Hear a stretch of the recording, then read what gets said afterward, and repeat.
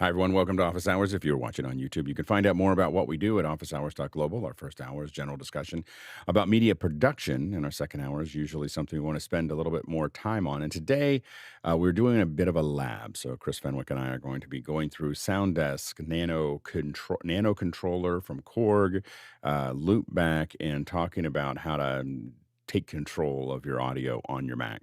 And Chris has a great video of that. You can actually watch it if you go to our YouTube page, Office Hours Global, and you can see a step-by-step walkthrough. But we're going to kind of just go through it. I haven't done anything, so nothing is set up on my side, so that Chris has to tell me what to do, and so then we'll work through this and talk through it and make it work. And so anyway, but if you've got questions, go ahead, and if you've looked at the video, or even if you haven't, go ahead and throw questions in, and then when you watch the lab, of course, throw questions in there for the second hour. It should be a lot of fun. We're doing more labs. We're kind of taking the opportunity. We're using a new system. So we are testing a new system that we had to take down our other system. Yesterday was the last day in 3210. The whole place is clean, and we walked out. Well, our place is part of this clean. The rest of the place is a disaster. So we're out and we're figuring out our next steps. So we're using John Wallace's system, which is it's kind of a good way. We get to ring out his system, and we have somewhere to go. Anyway, so we're going to be doing some labs over the next couple weeks, and we're pretty excited about that. It's playing with a new format and seeing what part of it we like and don't like as we move forward. Anyway, let's go ahead and jump into those questions. If you have questions, by the way, you can throw them into Mukana, or you can and vote on them, or you can use this little QR code right here, or go to askofficehours.global, and you can ask those 24/7. A lot of questions came in overnight. I think people are getting used to the fact, like, oh, I can just ask a question anytime, and I don't have to worry about when Mukana is going to reset or anything else. I can just throw those questions in as they come to you. So you can go to askofficehours.global any time of the day and throw those questions in, and then we'll feed them into the system as we go. All right, let's go ahead and jump into those questions. Jason, what do we have? Ike Potter in Hanover, Germany writes in, Sound Devices released MixPre-V 9.0 firmware supporting 2 instances of the NoiseAssist plugin, $300 an instance for the MixPre-II Series. A new +2 channel design, $79, is also available for the MixPre-3 I and II, expanding their capabilities. Thoughts? Go ahead, Courtney. I don't think it's available for the MixPre-3 version 1. Because I just looked at the download and it says MixPre-3 II and MixPre-6 II are the only 2 things that are listed, so I'm not sure it'll work for the other things. The other things it adds is the ability to output timecode on one channel and a mix on a second channel on the 3.5 millimeter output on it, so you can use that for sending timecode and a reference audio to a DSLR over a mini plug. So that's kind of handy, which you couldn't do before. You have complete slate mic routing now, so that you can now route the slate mic fully to whatever channels you want, rather than having it just go to all the record channels. Let's see, added some headphone routing, a knob, changing the headphone knob to modify a couple of different things. And I think it's crazy that they cost $300 to add one more channel of NoiseAssist. That's crazy. They must be having to pay a royalty to whoever wrote that, and that's why it's so expensive. Go ahead, Mitchell. Yeah, Courtney pretty much covered the important points. The question I have is, how do they manage to stuff all that goodness from NoiseAssist into a box that was designed for one instance? I can only figure that the software that runs NoiseAssist is much more efficient. And also, as a reminder, and I think we both said it, but we'll continue, is that all these additional capabilities come with a cost. The plugins cost more, $300, you just heard it.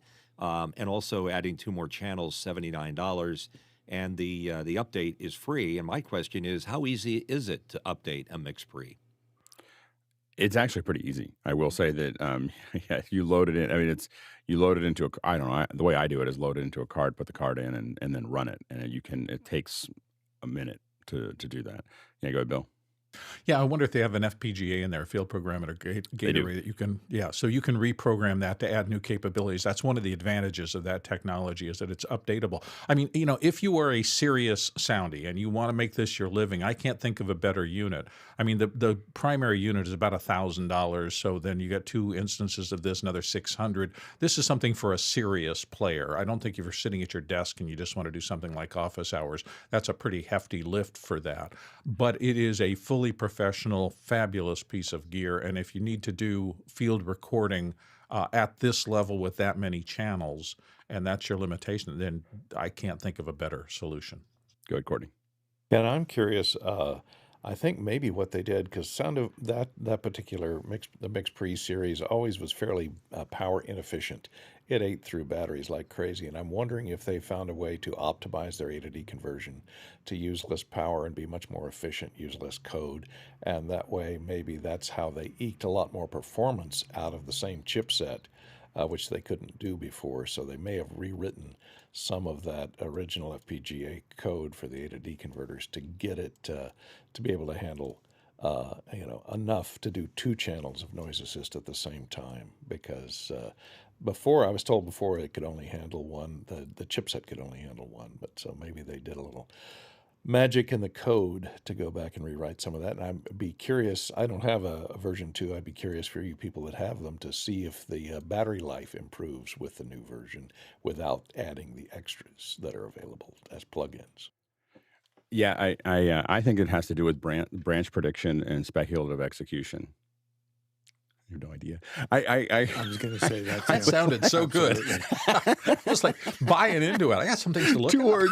I was talking to Andy Carluccio yesterday about how the dynamic caching was working for what dynamic caching was for the Mac and for Apple and what and we're still trying to figure. I mean, they haven't said what it is, but Andy said that he thought that it was connected to branch branch prediction and speculative execution, and I just love those words so much. I feel like I need to use them every day for a little while until they become kind of natural, and then I think they're the kind of thing that you can just say lots of times. Like, and there's a lot of things when people say, "Well, I don't know why this is working." You say, "Well, I think it has to do with branch. It's doing some. We're basically looking at branch prediction, and through that branch prediction, some speculative execution that's going to make it a lot more efficient."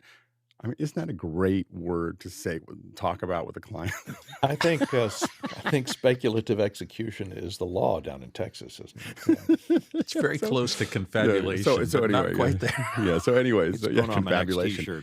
I think that is actually the confabulator. Oh man, that really fits us. Branch education. Our confabulator for 4.5 adds branch prediction and speculative Confabulation algorithm. Man, the problem is you're almost adding too much truth into the confabulator.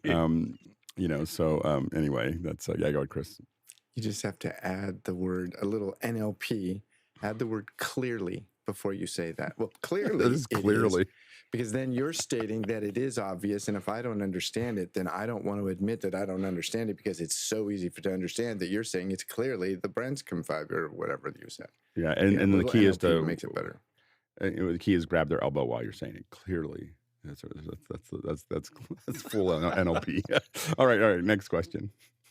Chris Widener in Lafayette, Indiana, writes in, partner says we'll get a copyright using an image on a website, and the source image from traffic and plows and traffic cam. Who's right? Is it okay or not? Go, Jeff. I love this question because it got me, to me, it seemed obvious, but I checked and I spent way too much time on this website. First, the question is always, what are you going to use it for? Are you using it for commercial purposes or something else? If you're using it for a school book report or something, no problem. If you're using it as part of a commercial service, then you start talking about it's likely a problem. But the funny thing is, I mean, if you look at the website, we get images like these, and they're wonderful. And even if we back out of this, I mean, on this website, which is their Department of Transportation for Indiana, I could not find a copyright notice anywhere. I could not find anything that governs the use of it. You look at their privacy policy, it just goes back to this page. So, um, you know, it depends what you're going to be using it for. I always do like to err on the side of caution and reach out to them. I doubt you're going to find anyone, at least on your first question, that will really know the answer to this. So you just kind of have to determine what the risk is based on what you're going to use it for. But I don't see anything governing the use of it. Go ahead, Jeffrey.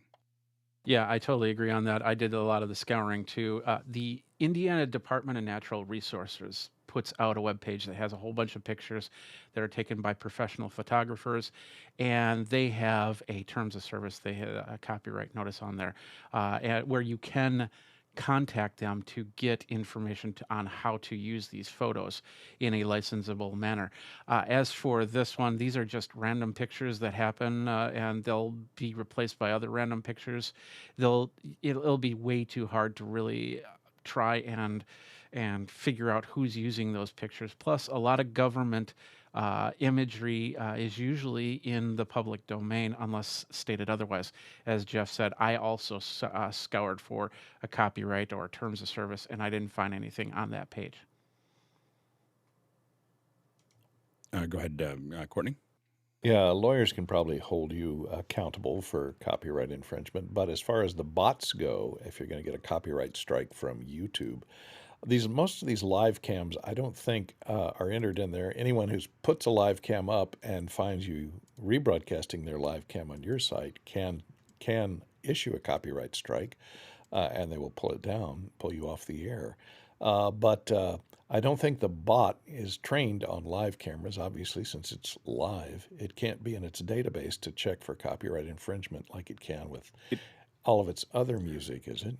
It can actually. Really? So the that was actually, I think, added for a really large company that doesn't like people streaming their No, I think shows. Apple launched those strikes so against people that were restreaming. so you can't so the system will definitely can see it during live, but these cameras are not on YouTube. They're on their own system, so they wouldn't be in part of the YouTube eye. Go ahead, Bill. I think it depends on whether it's a derivative or it's the original. If it's original, if this is coming directly from the cam that's run by the government, you should have no problem because that's pretty much public domain. If somebody has embedded that in their website and added additional material on it, then you're going to run into problems because if you're scraping the whole thing rather than just the original image, that will have a copyright protection on it, particularly their design and the rest of that. So if you can find the original source, you should be golden. If you can't find the original source, you're going to have to negotiate with whoever has the website that you're scraping it from. Yeah, go ahead, Chris. Two phrases I would avoid when talking about the law would be should and pretty much. I'd be careful, Bill. One thing I do know is that, for example, NASA, there's a lot of really amazing imagery that's available from NASA because it was paid for by our tax dollars, and it is in the public domain. And as long as you know how to go find it, you can use it. You're welcome to use it. The problem is that and this very much appears to be, this is done by the state of Indiana, probably paid for with taxpayer dollars, probably available. However, a lot of governments contract stuff out to big companies, and we have no idea what the relationship is between that webcam company and the state of Indiana, and they may have some sort of back end, copyright provision. So you can't just say, "Oh, it must be public domain." This is a really interesting question, Chris, and you should talk to somebody smarter than us. But it seems like there's a good argument to be able to use it. Good, Mitchell. Chris brings up a good point because for some reason, I'm like the king of 3D Earths here where I work, and I have to map a landscape and clouds and things like that onto a planet. And obviously, I go right to the NASA website, and the bigger the better. So it's at least 4K. And there is a provision on the NASA to give credit where credit is due. The question is, if you're going to get sued, and you could get sued for any reason at all, they have to prove intent, and that's the tough one. Yeah, I mean, I think that yeah, we're not lawyers, so we're not giving you legal advice. I know it sounds crazy, but and even if I was a lawyer, they'd say I'm not going to give you legal advice until you come, and talk to me about it.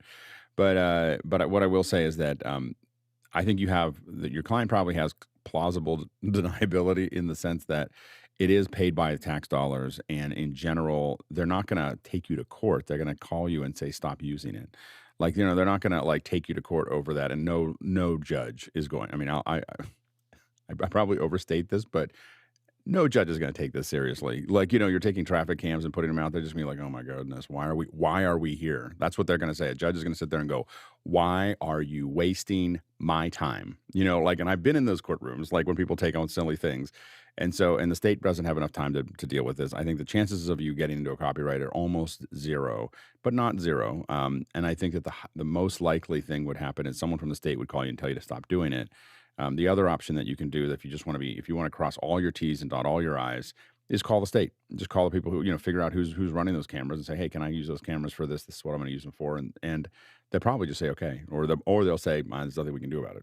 So I think that if you want to be super careful, do that. Otherwise, you can ask for forgiveness later. No one's going to do anything, I don't think. Unless you're doing something horrible with them. Like if you're doing something that is completely a perversion of the cameras, you could get yourself in trouble. If you're doing it as kind of an added service or something that you're adding to it, I think the chances are very, very low that you'll have any issue at all. Next question. Samuel Nordvik in Norway writes in on the Apple behind-the-scenes footage. It looks like they have a follow focus connected to the iPhone. Any idea what this device is, and are they pulling focus on a phone camera? Go ahead, Bill. Well, yes and no, probably. I mean, if it's internal to the camera and that's the lens they're using in that particular shot, I don't know. I'll just correct you before you go too far. They are controlling the focus of the Blackmagic camera app.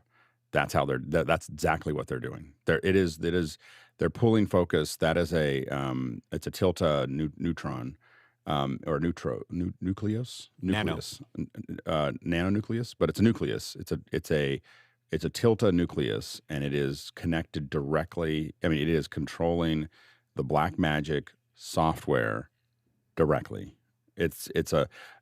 I only know because of all the things they showed in the behind the scenes. The only thing that impressed me was that. Like everything else was like, yeah, I get it. You put the camera on a thing, everything looked normal. And when I saw a follow focus controlling the app, I was like, what are they doing? Like how is that even possible? So I spent solid time researching that after I looked at the behind the scenes. Cool. So that is it's a nano. Tilta makes this thing, and it's got little motors. But somehow they figured out how to tie that in, so it's tied into the what they shot this whole thing on the Blackmagic camera software. So this is, and now we're starting to see how powerful that Blackmagic camera software is, especially when it's free. But it's tied in. I don't know how to do it. I'm trying to get a hold of one of those Tiltas so that I can. It's just expensive. It's like. I mean, I would have thought a cage adapter with a geared lens, but that sounds fascinating. So great that you did the extra research. Yeah, it's crazy that they did that. Are you talking about the Fizz, the handheld remote focus zoom? Yeah, they have typically it's a that controls geared lenses. Yeah, it's got a gear. Like the Tilta normally comes with a gear motor, but in this case, it is they've tied it directly to the Blackmagic camera app on the phone. The Blackmagic camera app is just running down the path really fast as far as taking over this market. Go ahead, Jeffrey. Well, everything that was said was going to say I was a camera magic camera app, but we don't know if this is a current app or if this is going to be a future app, and that's going to be interesting. Well, this is it's going to do an update to allow you to other phones to do that. So we'll see what happens there. But I'm going to put an article into Mukana that has some quotes from John Carr, who's the pro video workflow specialist at Apple, and how everything that was connected up to that iPhone and how that whole workflow worked. Go ahead, Courtney. Yeah, I'd be interested in how they engineered that interface between the follow focus and the app. Maybe there's an API out there that lets you send control codes to the app somehow over Bluetooth or something. But think of how maybe they have to be for a real follow focus. I mean, that is such a precision skill to be able to nail focus. I thought I saw gotta be crazy a code. Speedo cable, like the remote cable access running over toward the front of the. I was wondering if that's connected to a pot or something somehow. But I was thinking maybe if you just connected that speeder cable to a little rubber finger that goes up and down on the touch screen. You No, could yeah, control it it's that yeah, way. exactly. No, I think it definitely looked like it was just direct control. And we'll see. I'm sure that it will be available on the Blackmagic app within, if it's not available now, it'll be available within the next 2 weeks because they've already figured out how to do it. And Blackmagic doesn't usually hold back on things. I mean, I think Blackmagic is looking at running the table with this app. Like this is not. If you look at the depth, I've been playing with the Blackmagic app. If you look at the depth of that app, they're not messing around. Like this isn't like let's dip our toe into this. This is the app you will use for doing production. Like it is, on your phone. Like this, and that's what they're going after. I feel really bad for Filmic. Filmic has been a friend of ours, but I don't know how they compete with a free app that has this much, and especially when Apple's showing it in there. I mean, that would have been Filmic a year ago. Like that they showed them using it. And the problem is they have a company that understands all the hardware stuff that they need to understand as well. And so they're gonna tie this phone. I think Blackmagic understood that there was a opportunity with this phone because of all the ProRes and all the other things it can do. There's an opportunity to take this phone to another level, and they are leveraging it. Like it's kind of incredible to look at. There's an article that you can read, and there's also the behind the scenes video.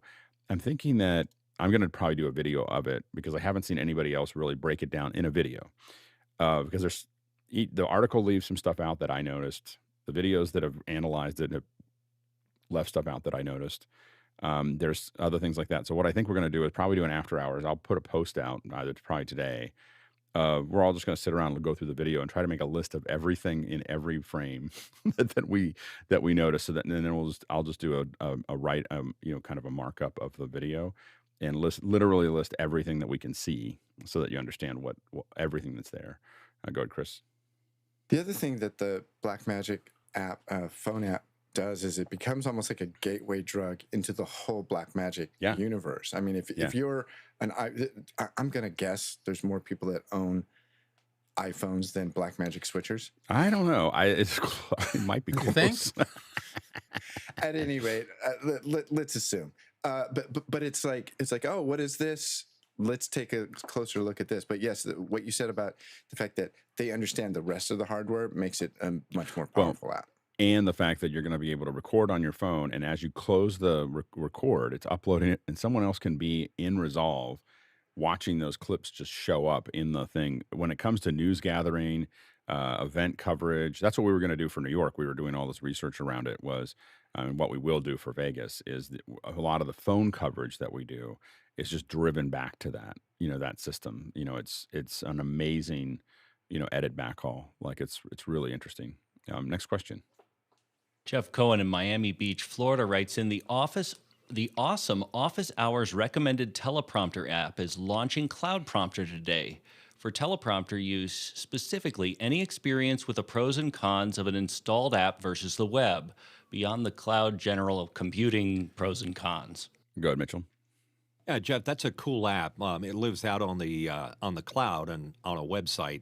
And the cool thing about it is you can upload your text for the teleprompter read and download it at the other end on your teleprompter at the other end using, as long as it has a browser connection, it works and you can control it. Now, the alternative would be it would be a hard piece of software that runs only on that particular device that has nothing to do with the internet. You'd have to remote into that particular unit, and that, of course, that text would have to already be there.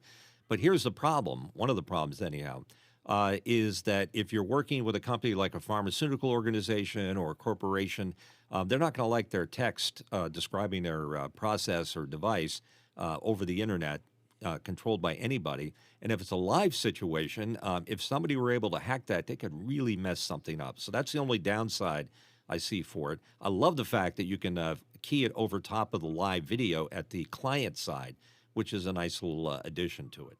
Go ahead, Jeff. And I didn't have a chance to dig back, but ever since it was recommended a couple times, have the desktop client, the Mac client, installed and just use it directly, even sometimes for voiceover.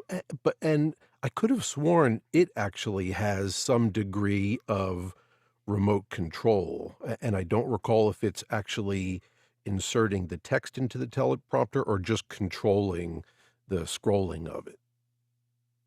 Yeah, go ahead, Bill. Yeah, I agree with what Mitch said, particularly about the security aspects of it. That'll make it a non-stutter in some circumstances. The other thing is just latency. I don't know. Every time I've teleprompted somebody, and we probably should have Courtney weigh in on this because he's so skilled at this. The teleprompter session, particularly with someone who is not a performer by nature, can go south real fast, and you have to be really reactive to their mood. And if they start getting frustrated, and it's like, go back to 2. And if you take more than a reasonable amount of time to go back to 2 and get them there, they start getting more confused. So I think there's a place for this, and I'm looking forward to playing with it. But I don't think I'd completely rely on it for professional teleprompting work quite yet until I'm proved that the latency is as close to 0 as possible. Go, Courtney. I haven't seen this app. I'm not sure what app you're talking about. A link would be appreciated. I didn't hear that office hours recommendation or discussion. So I haven't evaluated it, but like Bill says, the latency is very important, especially if you have someone with bad eyesight, so you have to make the text very big, on a smaller teleprompter. Then you're only seeing, maybe 5 or 6 words at a time.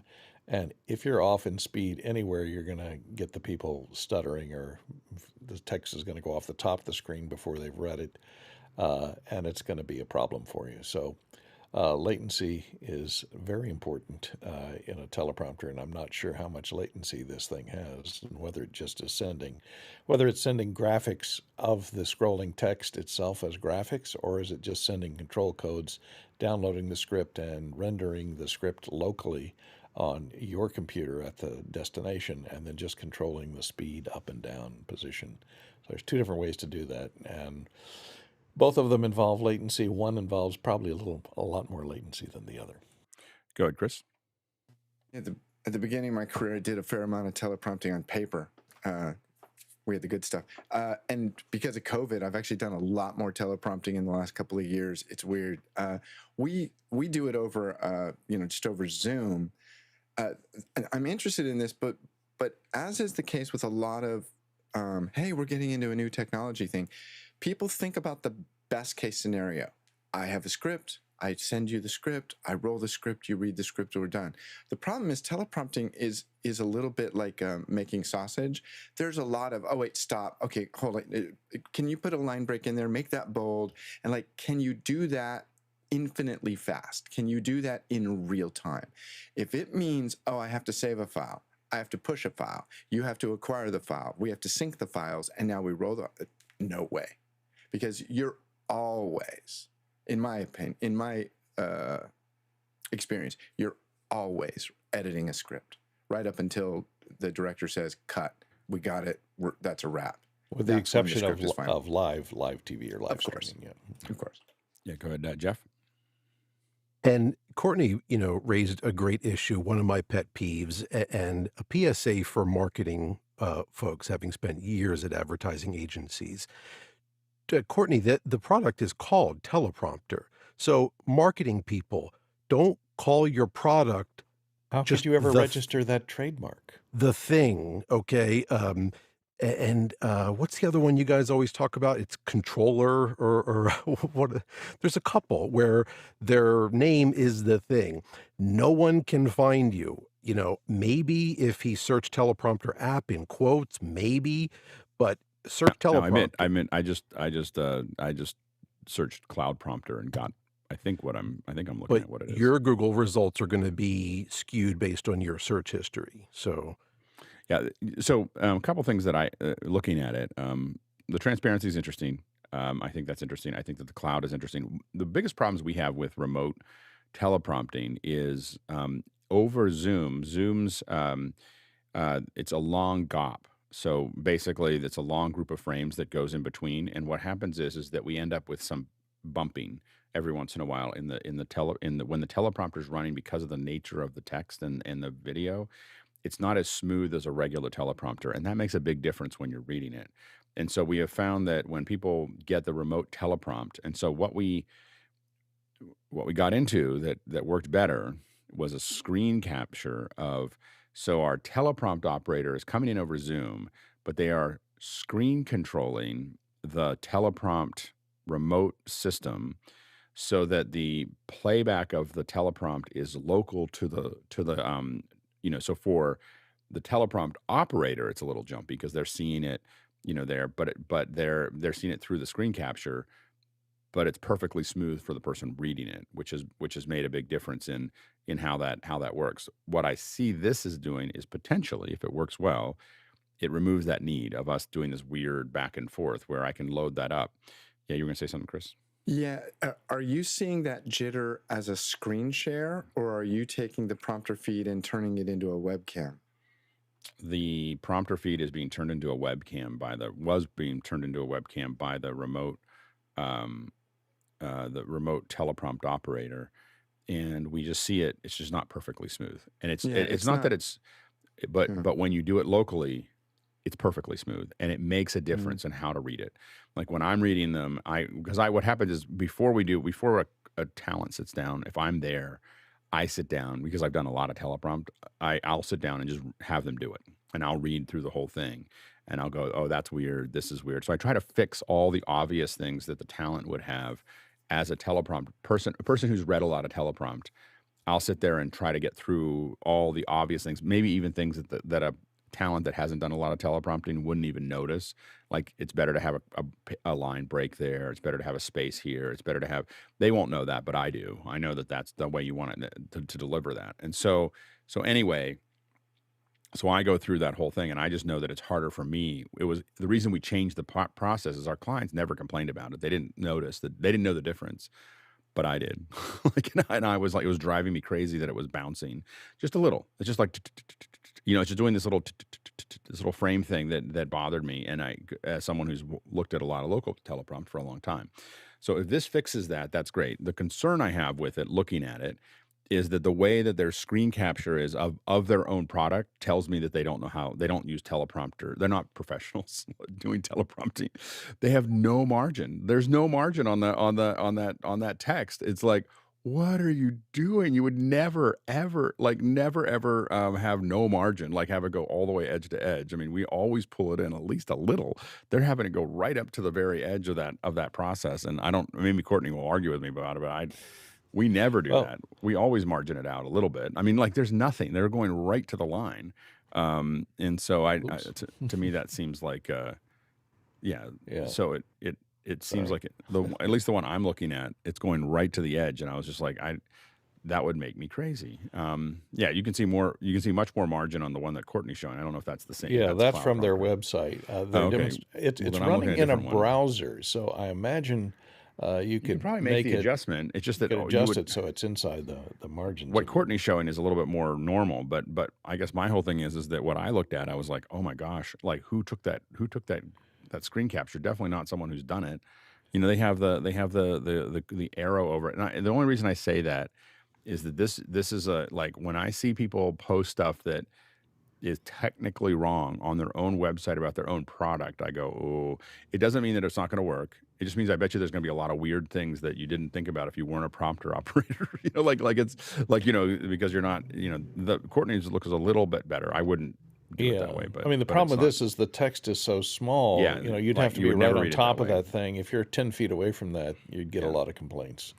Yeah, so it's interesting. I'm going to definitely play with it because I mean we're always looking for a remote. We still hire a lot of, and again, it comes down to how much display control do I have, how smooth is the delivery, and how quickly can a teleprompt operator edit it, because all those things that were mentioned before, have to be there, and so we would test those things to see, and then I would say that I use a thing called Smart Prompter or Prompter Smart or something like that is AI, and it just listens to me and it just rolls while I talk, and it's because I do it by myself. I find that easier than using my own foot pedal. It's just to let it run. So I think that they're probably going to want to add that somewhere in the future. Yeah, go ahead, Courtney. Yeah, and looking at it, this looks primarily like it's designed only for remote applications, so using Right. it locally would be problematic. And what seems to be what it's doing is it's generating a web page in the cloud, which is hosting your teleprompting software on it, and you, as the operator, access that web page, and the destination accesses the same web page in the cloud, and you're just controlling the controlling speed, so you're both watching the same web page rendered in the cloud. So it would, if there's any kind of latency, may vary depending upon your internet connection. So if you've got a dicey internet connection, it could get jittery or stuttery. So that would be the main problem. It seems that's how it's working, supposedly. It's not transferring the text anywhere. It's just transferring the image of that web page is coming down. You're both going to the same website and viewing a web page that is hosted in the cloud by them somewhere. I will see. So we'll test it. It looks interesting. Next question.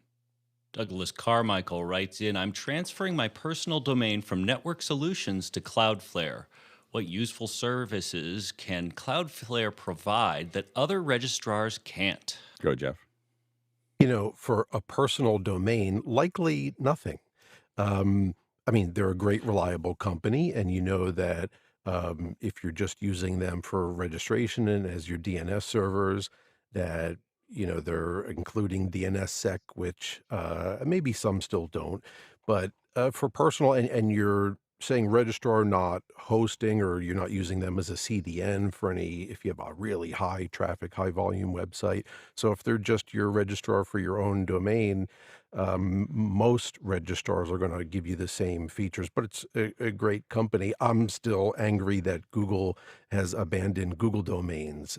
It is, while we still have access to it, really awesome and a lot of great features, but that's gone. Cloudflare is a lot less expensive than everybody else. It's really, I was kind of amazed. I Google have to admit, domains did that also. I admit that I use Hover because Hover just works. It's easy to use. It's really, I understand it. I've got hundreds of domains in there, and that's what I use for that. And I don't use anything else. And I moved everything over there because it's easier to use. I think Cloudflare is probably a little bit more, less creature comforts and less money. Are the big advantages. Next question. Eric Price in Kansas City writes in, from the QR code, has anyone on the panel checked out FilmaticAI's ColorClone a couple of days ago? It is supposed to be an AI camera matching plugin for Resolve and Premiere. Thoughts? Go ahead, Bill. Well, yeah, I had a couple of thoughts about it. Color is a weird thing, and the places that I've run into trouble with automated typically is something like I have two cameras in an office building. I'm shooting an executive or something like that. One of them is shooting at the walls that have no windows. The other is shooting into the windows. And that means that my color temperature of the light coming in is going to be mixed. Without a human brain assessing that picture and saying, here are the problems. Look at how the light is falling on the side of this person's face.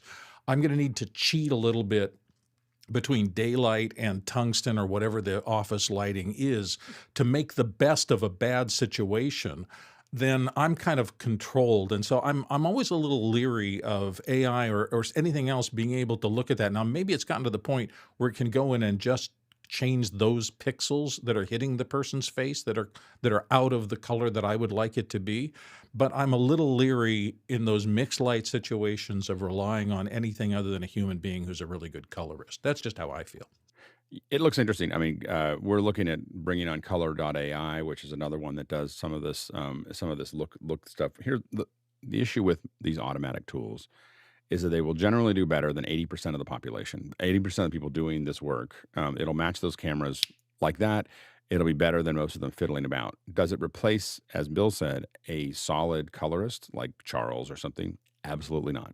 Like, it is not going to, if you're on a if you're on a higher end thing, but if you're doing a student project, you're doing a smaller budget project, you're not a colorist, you don't really understand why you can't get your colors to match. A lot of these things will do a much better job than you will. So there's the downside of that is you don't learn how to do it. You're not learning how to make that adjustment, and you're not doing that. But if you're in a tight turn and you're just trying to get a bunch of cameras working, and you've got something that's event coverage that's only going to be seen for a couple days and not going to matter, and you don't have the time and you don't have the budget to put a colorist in, you should be reassured. Whether it's Color.ai, FilmicAI, these things are going to make that fast and furious change and have things look reasonably good. They're going to do them instantly, and it's going to save you a lot of time and money. So it is. I think that there's places for it, and as Bill said, if I was doing anything high end, it's not what I'd use because I have a plugin called Charles. Anyway, It's a very sophisticated plugin. very expensive plugin, but it comes with good conversation, and we get to Totally. and very fine control. So anyway, but that's what I think that generally, if you're trying to do Fast and Furious and you don't know how to do this yet, I would definitely research it. Next question. Mark Sanderson in Chesterfield used the QR code and asks, has anyone tried the blind spot power pipe for the ATEM Mini? It lets you power the ATEM from a power bank. Although the power bank does have to support 12-volt power delivery, it works great on my original ATEM Mini. I go, Jeff.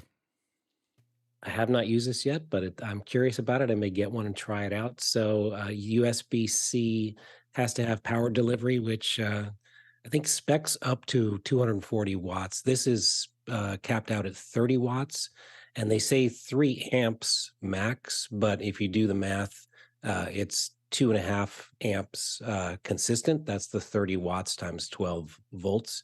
The one thing is I would miss the locking connector for power that the ATEM Mini has, that screw-on locking power thing, and worry about connectors disconnecting. But it might be a great backup, or when you have to be streaming on battery. Yeah, go ahead. Sorry. Go ahead, Courtney. Yeah, for battery, I can see that use. But as far as plugging it into something, the problem with USB-C is it can provide 3 or 4 different voltages, and it has to talk. It has to be smart. The thing you plug it into has to request a certain one. So these cables are built for a specific voltage, so that it tells the power source, the USB-C power source, what voltage it needs. But a lot of USB power banks are only 5 volts, which is the standard USB power supply voltage, and only USB-C can provide the 12 volts power. So you'd be a lot better off just going to Amazon and getting you a 12 volt, $10, 3 amp power supply, which will work just fine. If you're going to be powering it off of AC, it's a lot cheaper than that $22 cable plus a $30 USB-C power bank or something. Go ahead, Bill. Well, if you don't have an Edison nearby, I think this is getting better. I will note I've got one of the newer Anchor, but these things are very sophisticated, the circuits inside of them. And what it does is as soon as you plug in a device, and it could be a laptop. I mean, I've used this with my MacBook Air to keep it going for an extra 5 or 6 hours when necessary. It should negotiate the connection, figure out what the actual device is drawing. They're just getting smarter and smarter. So I think it's a cool thing. I think you will be able to find power banks like this and others in the same class that will run higher draw things well in a remote situation when you don't have shore power available. Next question. Scott Hancock in Tokyo used the QR code and asks, Alex keeps referencing Mukana for voting on questions, but I can't find that on the website. Can we hear more details about how to access it? So what you can do on the website is sign up. So you'll sign up, you'll say join. You can hit the join button and sign up, give us your email, and you'll start getting emails every day related to the show. At the bottom of that email is a place to get into Mukana. We make it a little difficult so that we keep it clean. But you can, that's where you can kind of jump into that. We're rolling out a system inside of the QR code where you can just join right after you ask the question. I don't know if that's active yet, so we're working on that. So you'll be able to sign in a little bit more fluidly. But right now what you can do is go to our website, join, you'll start getting an email, and inside of that will be the link to how to join Mukana, and then you're part of a chat and you can vote on questions and you can do all those other things. But you are exactly the target audience. The idea is that someone doesn't know how to ask questions, and now you're able to ask questions over without having to worry about that. And then you're asking, where can you have more? And so we have more. So go ahead and go to the join section inside of Office Hours. Join there, and you should start getting emails. All right, thanks. Bye. All right. Next question. Guy Cochran in Seattle writes in with the QR code, what's new in the Sound Devices update? This may be a duplicate. It's not really. I mean, I think that there's actually more to it than what we talked about it a little bit. There are some upgrades. So you can add 2 more channels to your MixPre-3. And then you can also pay more and get another instance for your your NoiseAssist. I have to admit, I have a hard time thinking about how I would use that. I mean, the way I use a MixPre-3, I feel like one instance is enough. But if you want two instances, if you have two people talking, you want them to have independent noise assist, I think it would be useful. And for those of us for people who need it, it's going to be worth the money to do it. People will grumble about the fact that they're paying another $300 for a piece of software, but I think that they'll still buy it if they need it, because it is still magical. And so a couple other things they have, they've added full slate miking to the MixPre-10.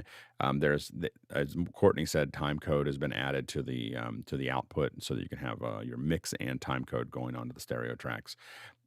There's a bunch of stuff and again, these just came out, so we haven't tested a lot of these things, but they added a headphone. They added the channel 1 knob to the headphones, channel 2 knob shortcuts to allow access to the other channels, 5, 6, and 9 and 10 on the MixPre-10, and 4 and 5 on the MixPre-3.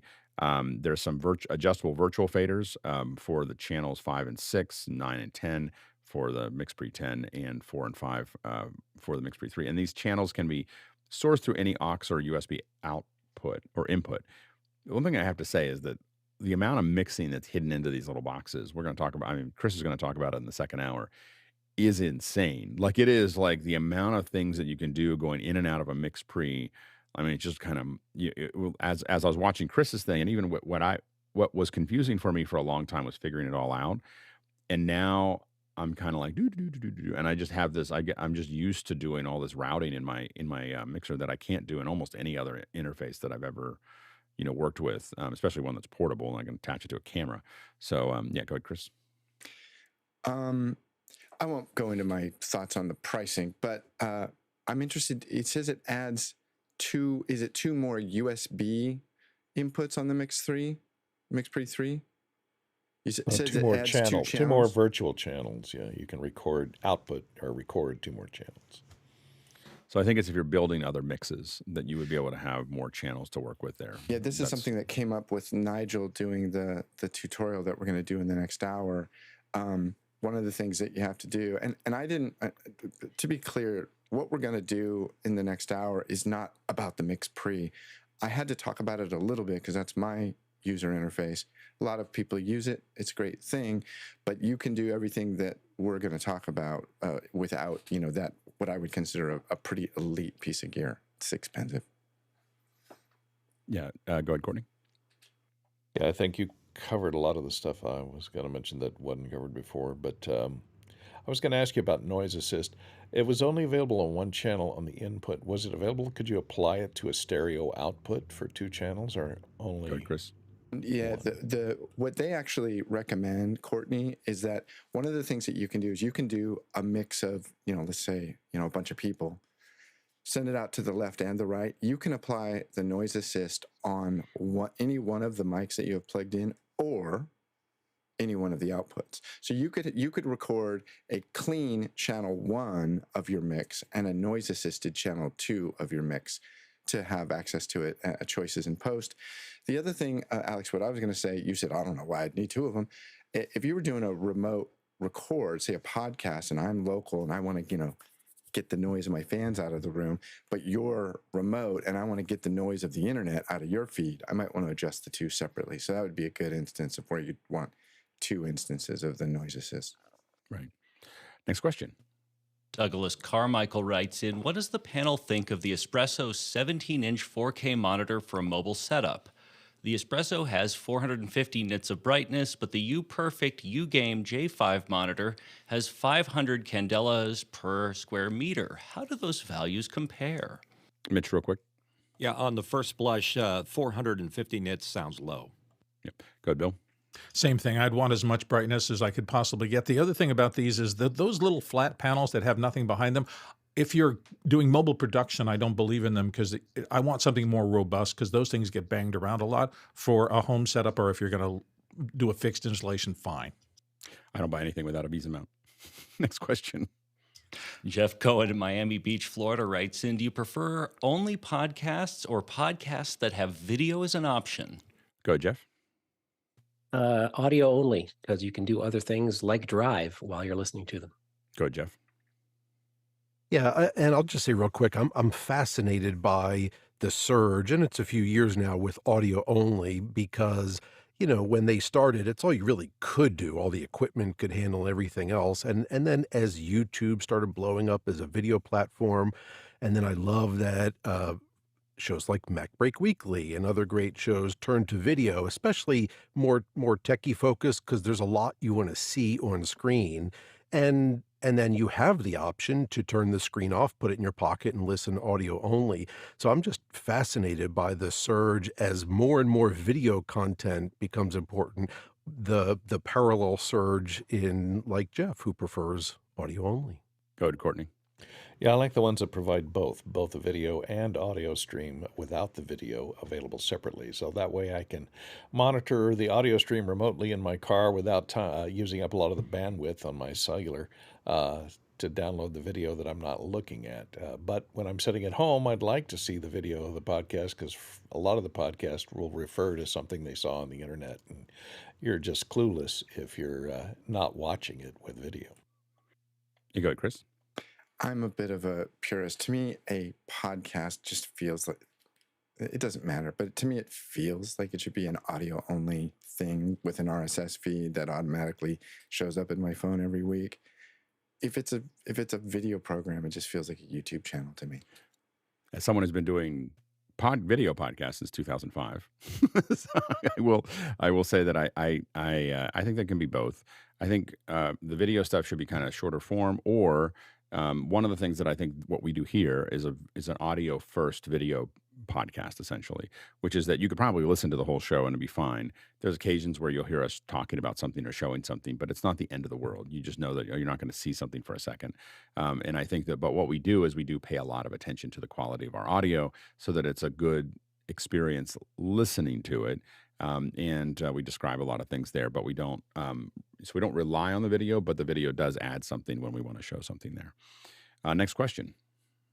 Agent Ogden in San Francisco writes in, 100% a tool that makes countdown clocks. It's called After Effects. No reverse, just time.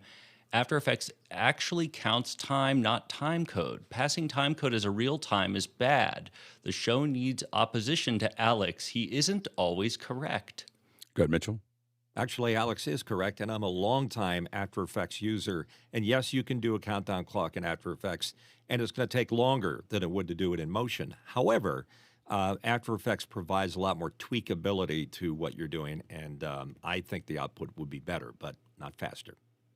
Yeah, I've done some countdown clocks in After Effects. I mean, as recently as maybe the last spring. So I've definitely done a few of those there. And I'll have to take a look at whether there is a counts time and what controls are on it. I think I just hacked through it and so on and so forth. We do have a panel here.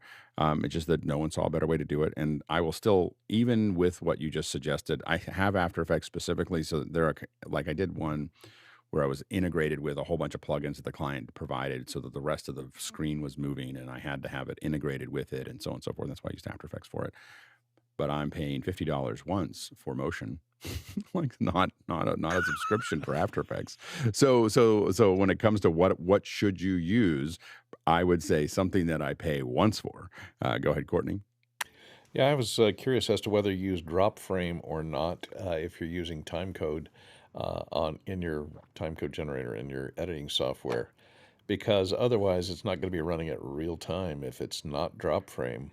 And if you're using 2997, it won't time out correctly with the real-time clock.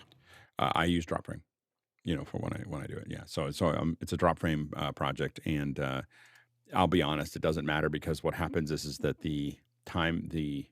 what ends up happening is the countdown clock becomes the law. Like as soon as you turn it on, it doesn't really matter when real time is. You're not losing. You're losing so little over 5 minutes, that it doesn't turn out to matter. Yeah, go ahead. Plus streaming over YouTube is 30 seconds delayed anyway.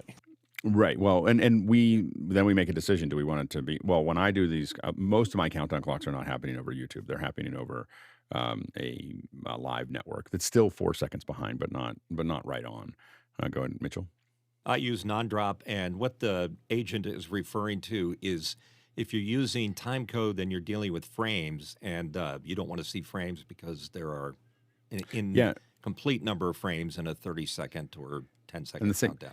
And the same thing that I did with in After Effects when I did it back with After Effects. The last time, other than this one project that I had this last spring, the last time I did a countdown clock in After Effects was like 8 or 9 years ago. So it's not a so my data may be old, and again I hacked through it, and so but we have a group of people here, but not as many After Effects users, and so there you have it. Next question. Jeff Cohen in Miami Beach, Florida writes in, what's the state of the art in ADR for TV and movies? Newer tools, AI repair, remote recording, distributed workflows? Go ahead, Mitchell.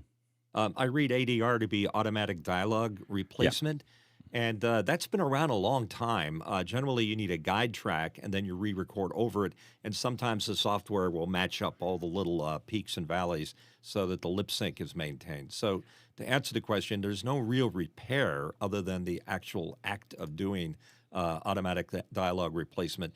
And most software that exists in most programs, Final Cut, Premiere, etc., have the ability to allow you to re-record over top of it, and then it'll match it up, get all those little frames exactly where they need to be. Go ahead, Courtney. Yeah, I wonder what AI is doing to this. And it may be part of the negotiations going on with SAG right now as to whether AI can handle ADR for doing, like airline dubs, things like that, where you have to edit out all the spicy words and replace them. That AI could now easily model the actor's voice and replace it with the new wording.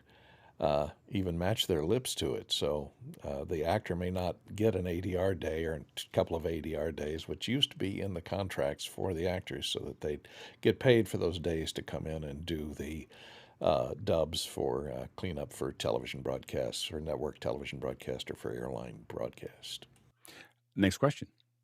Frank Wilson in Bali, Indonesia, used the QR code and asks, thank you for your advice on locating speakers at our event in Bali. We will follow and position them on the outside of the circle. Alex, the seating is at 4-foot spacing due to drink tables. That makes more sense. So that all comes together now. So, please send us photos. We want to see the photos. We want to Absolutely. see, and we want a report on how well it did. I mean, that's really our request there. So let us know how that turns out. Next question. Cindy Drozda in Erie, Colorado writes in, if I use an adapter to connect a USB-A accessory to a 20 gigabits per second USB-C port, will I get the full 20 gigs of throughput? And I think we had this one yesterday. I might have slipped back in there. Go ahead, Courtney. You can get high speed, I don't know about 20 gig, you can get 10 if it's 3.1 version 2 compatible USB-A port. It can deliver high speed over that, I believe. I don't know if it will, but maybe. I think it's much lower. I think it's like either 5 gig or 2 gig or even under a gig. I think it can go up to 10. But I think the A is pretty. Most of the adapters that I've seen so far have been pretty slow. Go ahead, Jason. Yeah, you will absolutely not get 20 gigabits per second through any other method other than a exactly perfect USB-C throughput. And barely then. It's really on the outer edge, I've found. It's really hard to get. Even cables that say they can do it, I have a hard time getting the throughput for. So anyway, we're going to be talking. We're going to have a lab with Chris here in just a couple minutes. Just a quick reminder that tomorrow we're going to have anatomy of a commercial. Bill is dredging up an old commercial to kind of work through. 2 of them. We're going to do 2 commercials. 2 commercials. So we're going to kind of wander through those commercials and talk about those. We're experimenting with a more relaxed version of the second hour, and we're going to spend doing that for the month as we make the conversion to the next wherever we're putting the next office hour system, and then we're going to talk about the process, how well it's gone so far, and so we'll be talking about that on the in the second hour on Friday. So we'll give you an update, talk a little bit about it, answer any questions that you might have related to that. Of course, Saturday is our weekend Q&A, so that lasts as long as you keep asking questions. And so if you have a lot of questions, it's usually a great panel to jump into. So that's a Saturday, and then Sunday's introspection, and that is a time for you to ask questions about what are we doing here and why are we doing it, and and more philosophical questions, we tend to kind of shuttle off to Sundays. So that's what's coming up here. Quick reminder that there is a today at 10 o'clock, the Squares TV has an application lab. So you can find out more about that in the website. Also on Friday, the Isadora Lab with L is going to be at 10 a.m. Pacific Standard. So so if you're interested in that, it's L is the master, of this process, and these are great labs if you're interested in learning more about Isadora. We have a new panelist meeting on Saturday at 9 o'clock, so right after our show. So if you're interested in being a new panelist, just go to officehours.global/panelist, sign up there, and we'll tell you how to get into that new panelist discussion. Again, we do that on the first Saturday of every month now, and we'll answer your questions about being a panelist and talk about what that looks like. All right, let's go ahead and jump into the second hour. Welcome back to the second hour, and we are now going to talk about audio routing. And I'm going to let Chris kind of kick off. And I will say that there is if you're wondering, like, oh, I wish there was a video that just explained all of these things. There is a video that explains all these things. It's on our website. If you go to YouTube, the YouTube site, and you go to Office Hours Global, and you look, in one of the featured videos there is Chris walking through this very methodically through that browser. We're probably not going to go through it at the same level today, but what we're going to do is have because what we want you to do is start looking at those things and asking the questions and figuring that out before we get here. So I know that someone said there'd be no homework, but there is homework. So we're gonna videos will start coming out about the things that we're talking about. So I'm gonna let Chris go ahead and kick it off and talk a little bit about what we're gonna do today. Before we get started, I want to say two things. One, Mr. Preto, hope you're feeling better. Sorry you're not here. And good morning, Mom. My mom's down the hall and she's watching a little boy do her thing. Anyway, so the important thing I think about doing this is to understand like the real objective. And also, Alex and I had a brief conversation, text last night about how do we do this? I mean, should I assume everybody's watched the video? Do I assume they haven't watched the video? Is it, so I apologize if this feels a little and again, this format unorganized. It is. We're figuring it out. We're like what is this? What is this? Like what kind does this work? So one of the things we'll want you to give us feedback on today, and then on Friday, is these new things that we're doing. What do you think about them, and whether are they worth doing? Right. So anyway, it's important to understand the overall objective of what I think is important. And this is what I came up with. I wanted to be able to have zero latency monitoring when I'm on Zoom. So I'm an editor. I need to, besides doing office hours, in my real life, I work with people and I edit videos. So I need to be able to hear my self-monitoring with no latency. If there's any delay at all, you sound like a crazy person. I wanted to be able to have control of the volume of individual applications separately, not just, oh, everything's really loud in my ear. I wanted to be able to decide easily what I'm sending out to Zoom or whatever source I'm on. And then I also wanted to be able to, ideally, can I do this with a piece of hardware, but without generating like a bunch of analog audio sources into a mixer, because that's madness. We have these really powerful tools sitting in front of us. I like to call it in the box. I'm going to do all my mixing in the box, but can I have a hardware interface? So that's really the goal. And the way we're doing it is using, as you probably know, the Korg Nano controller. That's the piece of hardware. And I think I can show it to you here. So here's my Korg Nano controller farm. I'm actually using two of them. Here's my MixPre. This is my audio interface, and there's one of my Stream Decks, and this is my mouse and keyboard. So it's right there. Boom, boom. Type, click, click, click. I apologize, Alex. Sometimes I leave my mic open and I'm typing. I get the nasty grams. But there's my thing. And then you'll also see that I've color-coded a few of these faders, which is really important because this red one, that's the key one. If I fade that up, you can hear what I'm hearing. So that's the objective. That's what we're trying to get to. So how do we go about doing that? What we're going to use is the two apps we're going to use, and I'll just show you this real quick. The two apps we're going to use is Loopback and SoundDesk. Loopback does all the routing. I think of Loopback as a virtual patch panel. And SoundDesk is just a mixer. It looks and feels very much like an audio mixer. And there is a way, by the way, one of the first questions, I'll just kill this one off right now. David Brady says, I do the same thing, but I use a utility that SoundDesk offers up to the universe, which, David, I think it does the same thing on the inputs. I don't know that it has as much flexibility on the outputs. And basically, their utility, I apologize, I can't remember what it's called, it allows you to grab the audio from various applications. All right.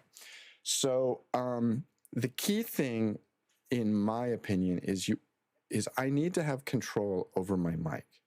And Alex, this is where we're going to get into a little bit of hands-on stuff. So what I do in order to grab control of my mic, I'm realizing I have no idea how this is going to go.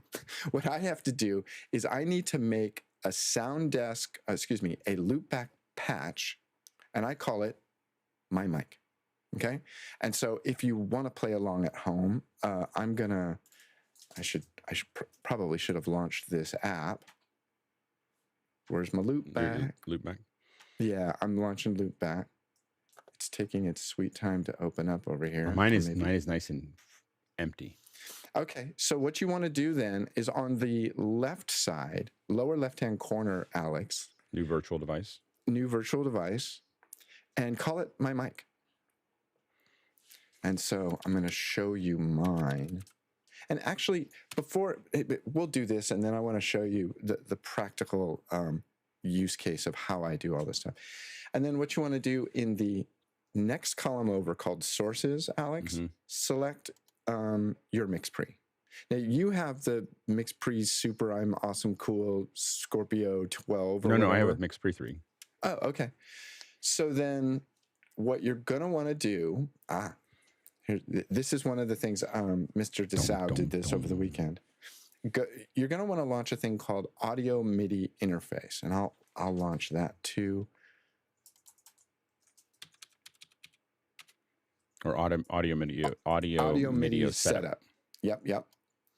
Okay, and then my computer is just working like crazy over here. Oh, there we go. So when I show you my audio MIDI setup, you can see I have an untold number of audio devices here. It's ridiculous. So here's my MixPre-6. And what you're seeing when you look at audio MIDI setup, and this is just a Mac utility in your utilities folder, is you see inputs and outputs. But those are not the inputs and outputs of the device. Those are inputs and outputs as your Macintosh sees the device. It's from the point of view from the Macintosh. In other words, anything called an input on this side is actually an output from your MixPre and vice versa. So the MixPre-6 has the ability of having 8 audio outputs, and the MixPre-6 has the ability of having 4 audio inputs. So, Alex, I believe what you're going to need to do is under this pull down right here called Format, if you click on that, you're going to see additional setups, and I believe it probably defaults at 2 channels, but you're going to want to change it to it's going to be like 4 out and 2 in or something. Can you tell me? I can't see yours. It is it's set to 2 channel. What's interesting is that MixPre-3, what it shows in Loopback is all 6 channels. Yeah, but it doesn't. It shows that, but your Mac doesn't recognize it there. So click on the input. Oh, input. There we go. Sorry. Because this is how the Mac. I'm already set to 6 channels. Awesome. Okay, so that's the key thing. Yeah. All right, so you can close that app. That means Loopback can see all those channels. So then what you're going to want to do, that's my screen. So then I'm like, go ahead, close it, dude. So then what you want to do on your my mic is you're going to, on the center column, click this little plus. You've done that. Oh, you're ahead of me. It automatic. No, it did that automatically. Oh, it did that automatically. When you add a new device, it automatically gives you some kind of output. Right. So here's what I want you to do. And this is, you know what, I'm going to take my screen off. So let's put Alex's screen up. We were cutting between his screen and my screen. They were very similar, and ridiculously confusing. So Alex, what you want to do is you want to select the patch cables that go from channel 1 and 2 output of the MixPre and delete them. And you have to, I think you have to do like an option delete or something to make that delete. Yep. Do that for both of them. Is there an option delete? I just hit the delete button down below. Yeah, that'll work too. Option delete on your keyboard works. And then what you want to do is Can I get rid of this pass through? No, you're going to want that. Oh, wait. Right. No, yes, kill that. Yeah. Option. So what you want to do is you want to take channels, you want to draw a patch cable from channel 5 on the output to channel 1 on the output channels thing. Okay, so I'm going to from 5 to 1. Yep. Look at you. There we go. All right. So now what that does for you, and I'm going to jump ahead in my slides here. Can I do this quickly? So now I need to go into my MixPre, which I don't really have a good camera for, and route my mics, right? Route my input to 5 and 6, right? Now I'm going to say, Alex, there's a certain amount of this we absolutely don't want to do live, because what could very easily happen is that you could click something and we've lost you forever, and I don't want to. I can find my way back. I don't want to bring down the universe like that. But what I wanted to show you here. This is a lab. I'm willing to live large. Okay. So what I wanted to show you here is this slide from my presentation. What that does for us is it gives me the ability to see, and I can do this. I'm switching it. I'm switching it. Oh, geez. Here we go. I'm going to go to my outputs, and I'm going to go to make that your microphone. My USB 5 and 6, right, is what I want. Oh, yeah. So 5, I'm going to make 5 my... So what Alex is doing now, I'm going to show you this slide, is he's going into, I'm on 7 and 8 because I have a MixPre 6. What he's doing is he's going to the USB output. Check. You can see now that I've moved 5, so I've added 5. And do the same. And I'm not doing left and right. I'm doing for me, it's channel 3. I'm using channel 3 for that. Understood. Because you have your mic plugged into channel 3. Yeah. So anyway, so I'm going to go to, that was, wait, did I do 5? That was 5. Yep, you did 5. Do 6 now. 6. So what he's doing here is he's selecting his channel 3 for outputs 5 and 6. Check. What you're looking at on my screen is 7 and 8 is channel 3. Okay. Can I say you actually sound way better. Even though I haven't changed anything in Zoom yet. So Zoom doesn't even see this yet, but I know I'm totally kidding. Psychosomatic, man. Yeah. Okay, so what that does for us, though, and I'm going to go back. Now I can change this now, because I could go in here and say I want to use my mic. So if I can't show this to you, but I'm going to switch to my mic in my select my microphone and see if it works. It will. There we go. So now I'm in my mic. So you can hear me now. That sounds so much better. I know. No.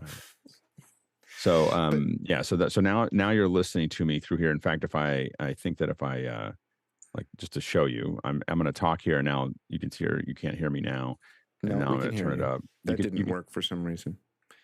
So here's what you want to do. Turn off that whole module. There's a little on-off switch up at the top of it. Yeah, I'm going to turn it off. So now whoa. Oh, it may not do that because it sees that Zoom is using it. You can't hear me now, can you? Can you? We can hear you. You can hear me. You're still there. Hold on. Oh, because it because the reason that worked was because Zoom when we quit, Zoom automatically jumped to the MixPre. So when I turn this down, Oh, now you're gone. Now you're gone. When I turned it off, what it did was it reverted to the last thing that was used in Zoom, which is a smart thing for Zoom to do. So, it did work. When you faded it down, you did go away. There you go. Okay, so that's step 1. And what that does for us, and I'm going to show you this again, is that, and it's hard for me to show this because whatever.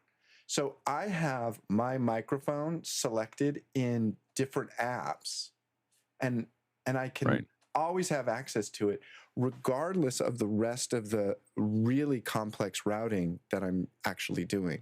So it's really simple. It's like, I got to record a VO. Done. Done. Done and done. All right, so that's step one. Now it's going to get interesting. The next thing I want to do though is I want to show you just practically what this does for me as an editor.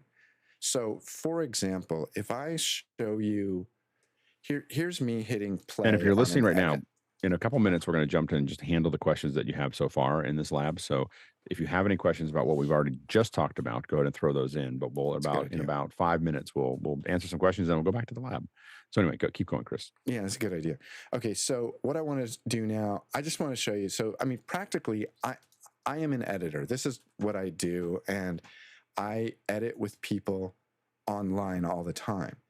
But what you can see here is you can't hear what I'm doing. You can see the audio meters. This is our little family vacation on 4th of July. But you can't actually see what I'm doing. So if I want you to, or hear what I'm doing, if you want to be able to hear it, this is where it gets super important. So what I'm going to do here is on this audio demo, you can see here is my SoundDesk, and this is what we're going to get into. And what I've done is I've broken up multiple apps out. Here's my Final Cut Pro. Here's my browsers. Here's my QuickTime. Here's my Blackmagic. Here's my Zoom Out, Unity, Aux, blah, blah, blah. Now, if I wanted you to be able to hear Final Cut Pro, I would fade, or if I want to be able to hear it, I fade this up. And you're doing that with a Korg hardware. You're not doing that with... I'm doing it with the Korg hardware. I'm going to show, we're going to get there. But this is important to understand why I do all this. Now, also a little bit of a disclaimer. On that screen you just saw, well, not that screen, this screen, I am fading up the channel 1, which is labeled Final Cut Pro. Because I am in a different physical location, disclaimer, my Final Cut now comes over my feed that is called Blackmagic. So I apologize for the lying and the trickery. So when I hit play on my timeline over here of the family vacation, which we can see there. When I do that, and I want to hear it, I fade up this, and I can see those meters going there. I hear it just fine. You don't hear it yet. And you don't hear it yet because I haven't faded up the red fader, and that's what sends it out to you. And now I can kill it. Now, if I leave that up and fade this down, this way, you can still hear it, and me as an editor, we can talk about the edit. So, Alex, what are you thinking? You think we should do a little more color on the sky, blah, blah, whatever it is. Yeah. And so I can turn it up to you. I can kill it to you.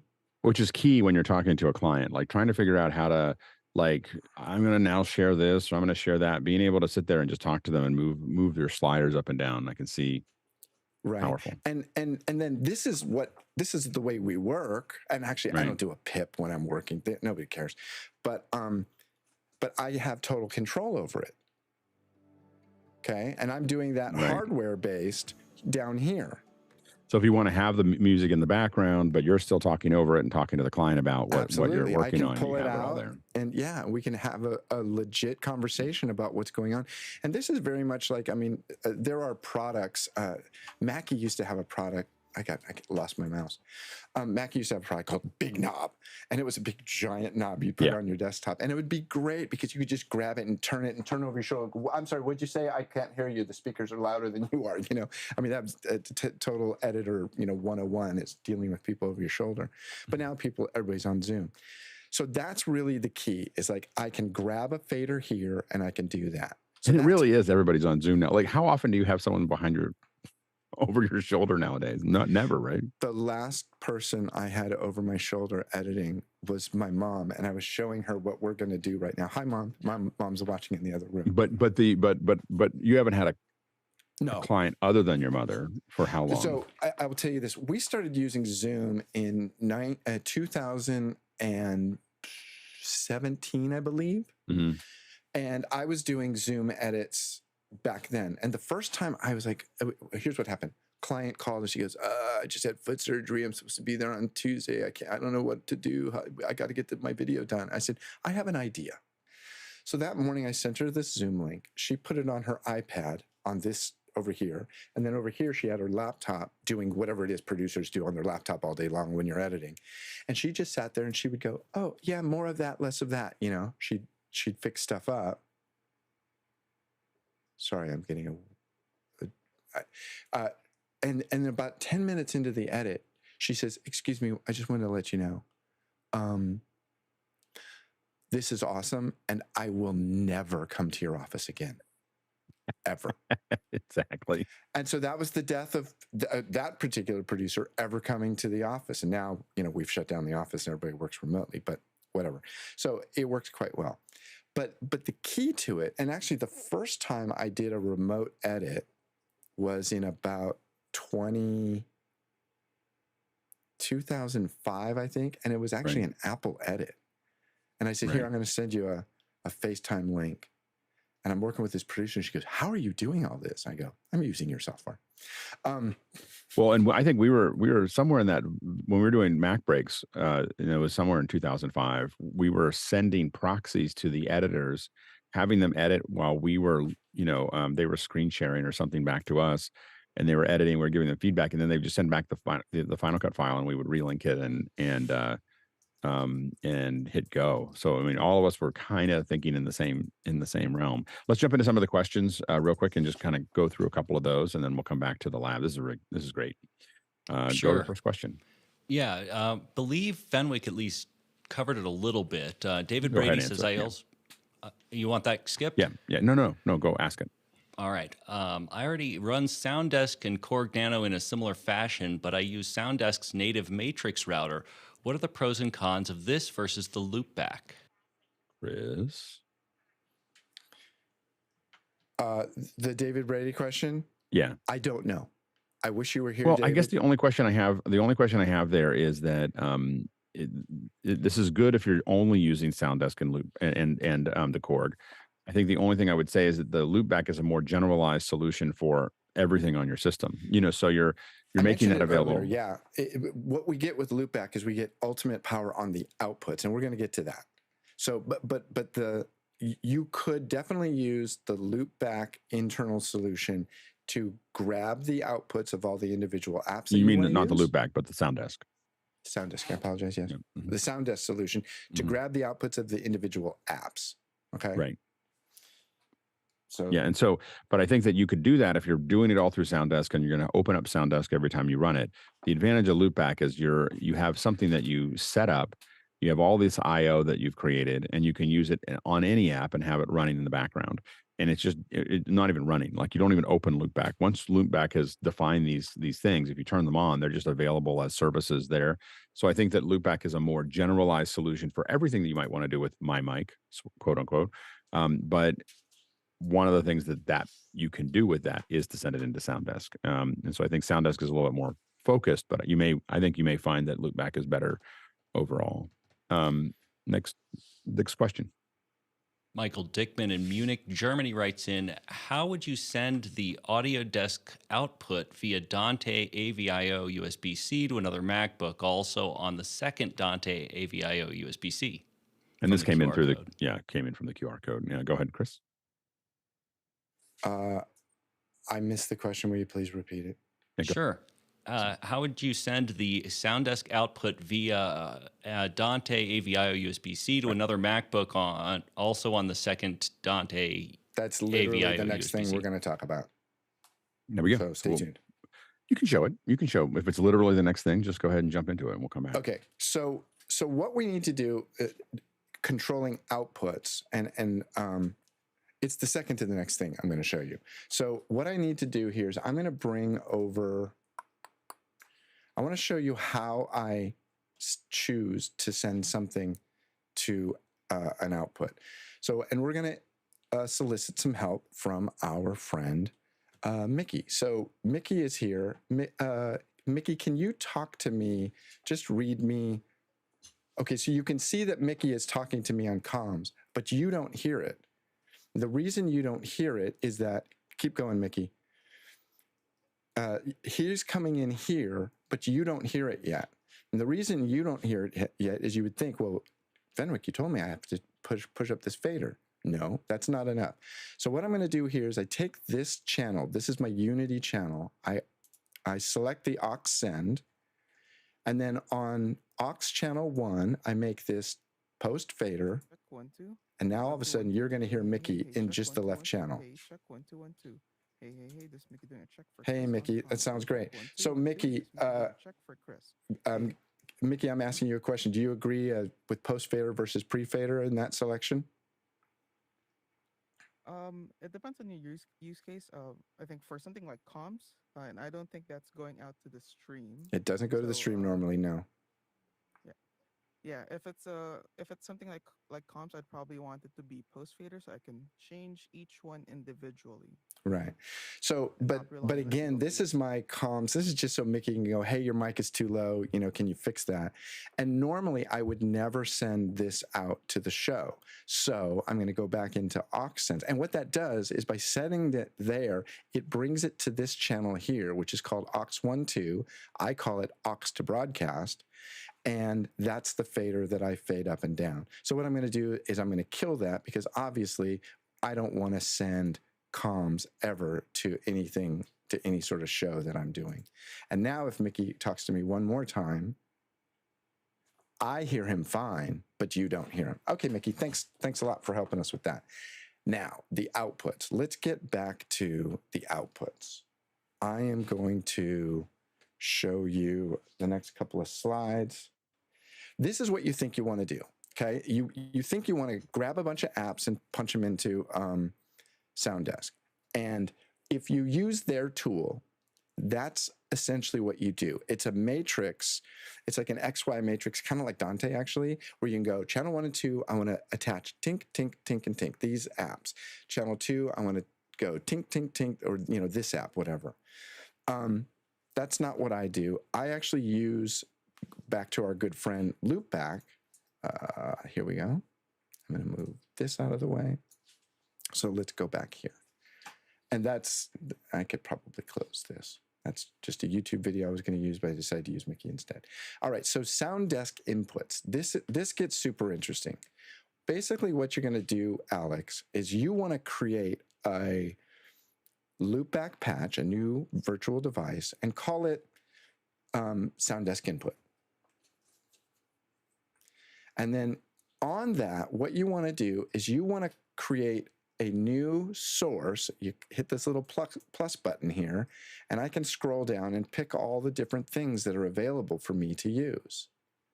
And what you're going to want to do, what I would probably do, and I'm just making some guesses about your life, Alex, you'd probably want to share QuickTime with somebody. You'd probably want to share a browser with somebody. And whatever, but let's do those two, QuickTime and a browser. SoundDesk input. So I got Chrome, and then QuickTime's, is just because QuickTime's not open that it doesn't show up as an yeah. So then you're going to have to do. There's a way to do it for apps that aren't open. Select application. Yeah. And so go find your QuickTime. And now while you're doing that, I'm going to give a demo of why you'd want to do that. So I'm going to bring this browser window back up. I'll get Mickey out of the way. So I got QuickTime. Yeah, Google Chrome. Yeah, and I could if I wanted to do Safari too, because I'm going to show you a cool trick. So I want to show you why you'd want to do that. This is a YouTube. I'm going to go to this screen. This is a YouTube video that's fascinating. It's this guy for 3.5 hours. He's building a log cabin. Okay, now we're going to listen to it. So there's his Nat sound. Most of this thing has no music at all. So you say, well, Fenwick, why don't I just make everything play? Okay, and what I'm going to do here is I'm going to hit play on a QuickTime file, which is the music from the other video I played you. And now I can audition something. Oh, I found a part of his video where there is music. We'll jump ahead. Also music, sorry. Okay, so here I am auditioning music live for a client. Well, what do you think about this? What if we keep the Nat sound in, Mr. Producer Guy, and just have a little music underneath? Oh, I like that. Could we try a different cut of music? And again, I'm doing this live on a couple of faders here. There's the browser nat sound. There's the music. There's both.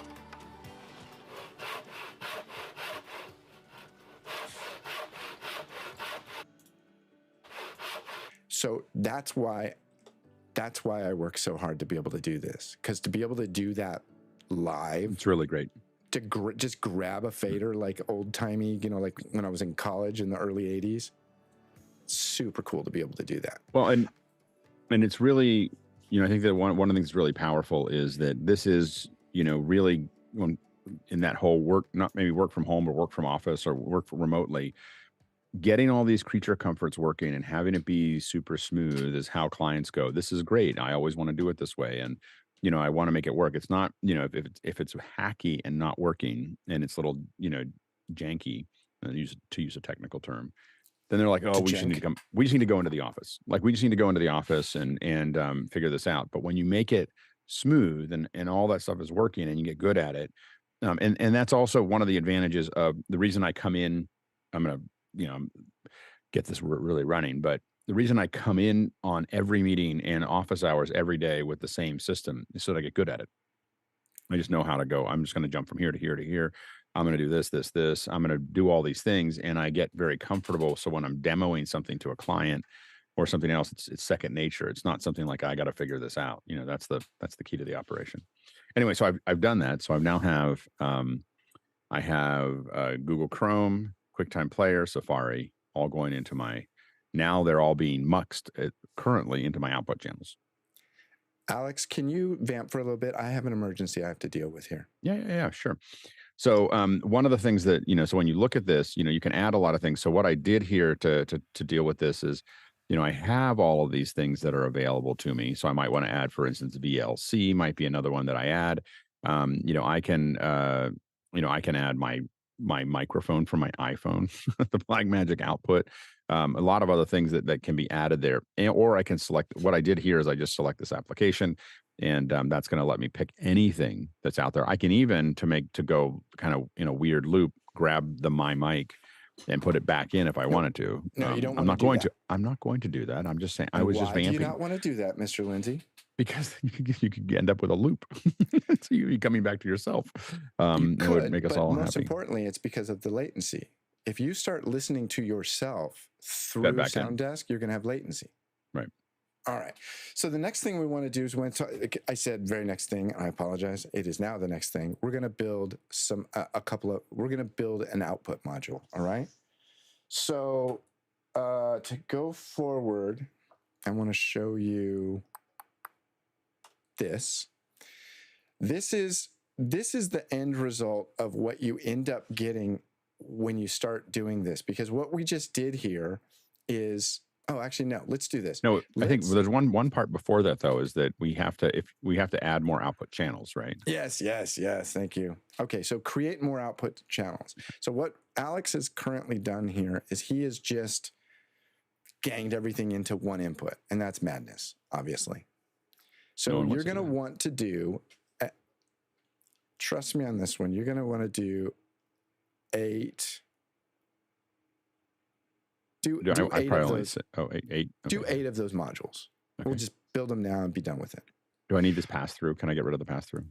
No, let me check mine. I can't remember. I don't think you do want to get rid of it. Okay. Yeah, you can get rid of it. And like that, it's gone. And then I want to, and the problem is you could route both of these, right? I could route to both of them, but I don't want to do that, right? I want to delete these. Yeah. But you don't want to. So what I would do, and decide now, I would put like my browsers first, I think. But I'm going to get rid of these ones that were all muxed together, right? I want to get rid of all of those. Yep.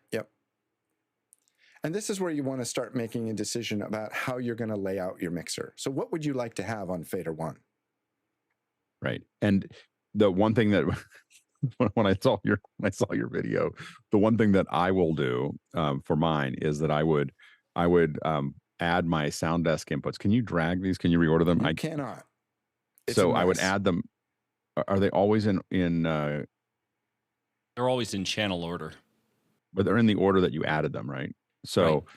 I would carefully add them in the order so that none of the beams cross, none of the lines cross. I don't.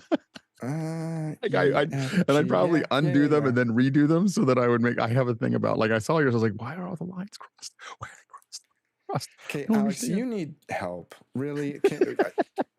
You just gotta. So, anyways, so I'll say that I'll do QuickTime left and right to here, right? And then I'll Okay, do. So what I would do with your Safari, you more than likely are not going to use sources from two. I would gang all my browsers together. You have a limited number of inputs that you can do in this system. So gang your browsers together, and I would gang VLC with QuickTime. It's basically the same type of app. Right. And then you're also going to want to make a source for, you're going to want to get Zoom and Unity. So add those two apps as well.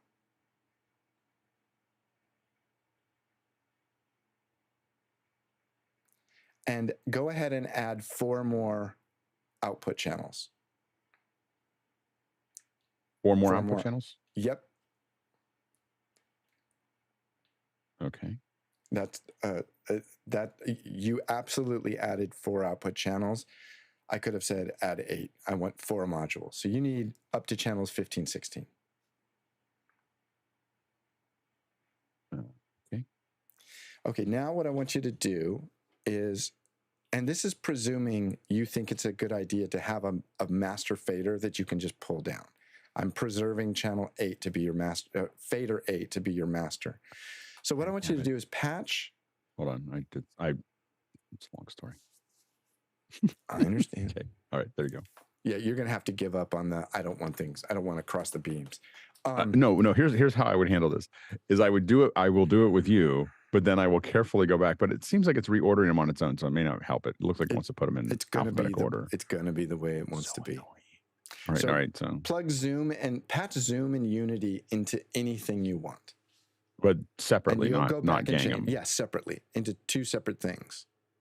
You should be able to color the lines if you're going to cross them. That's my only thing.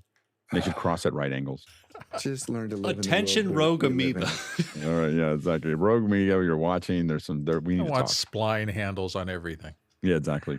All right, there you go. How's that? All right. Okay, so this is what we call an aggregate input device. All right. So now, because I promised we would do this, let's make another virtual device, and we're going to call it SoundDesk Output.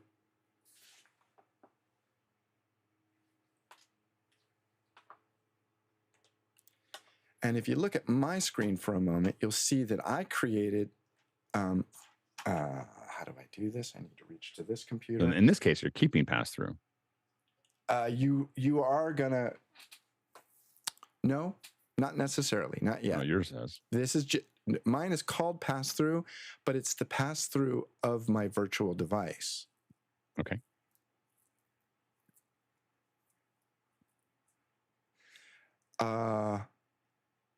I don't know how I did this. I know. I think I know what it is. So make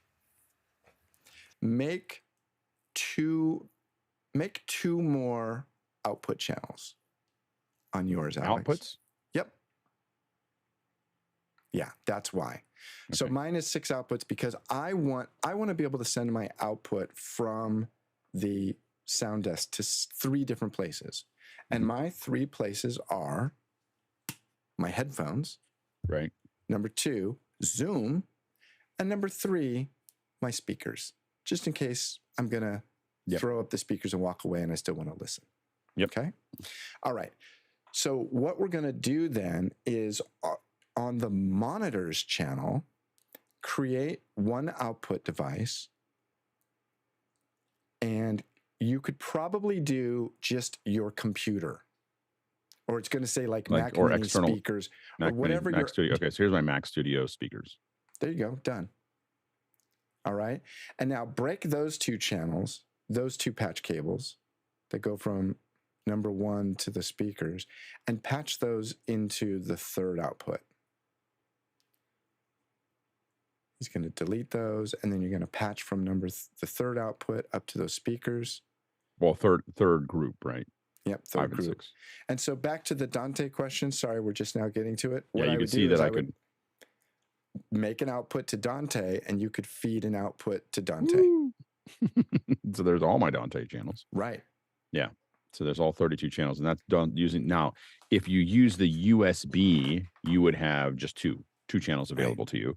But I have Dante Virtual Sound Card in the computer, so it said, okay, you got 32 channels to work with, Right. and then I could grab those and send them somewhere. If you know, in the Dante controller, which we're not going to probably get into right now, you could grab onto whatever channels that I have available to you, in the Dante Virtual Sound Card, and send them. You don't need another. You can use another USB output. You don't only have the two channels, but you could just use Virtual Sound Card and send it to two other channels that are going into another Mac. Or if the other Mac had Dante Virtual Sound Card, you just send Mac to Mac. But you need one piece of hardware that has Dante. That's a little side note. Let's let the Dante thing die.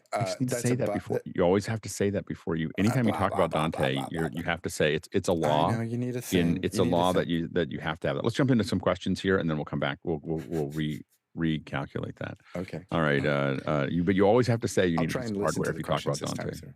Yeah, try. Next question. Jeff Cohen in Miami Beach, Florida writes in, without motorized faders to recall their positions, thoughts on controllers like the Behringer X-Touch Mini with positionless digital knobs? Yeah, sure. Here's the thing, Jeff. Motorized faders are expensive, positionless, maybe. What happens with this is a $65 thing, okay? That's why it doesn't have motorized faders. This is a cheap solution. These things are $65. Oh, by the way, to colorize the faders, I used nail polish. And to get the brilliant red, you paint it white first, then you paint red over the white. Anyway, that's kind of fun. Although my wife is like, why do you have nail polish? I'm worried. So it's $65. I will tell you, there is a gotcha.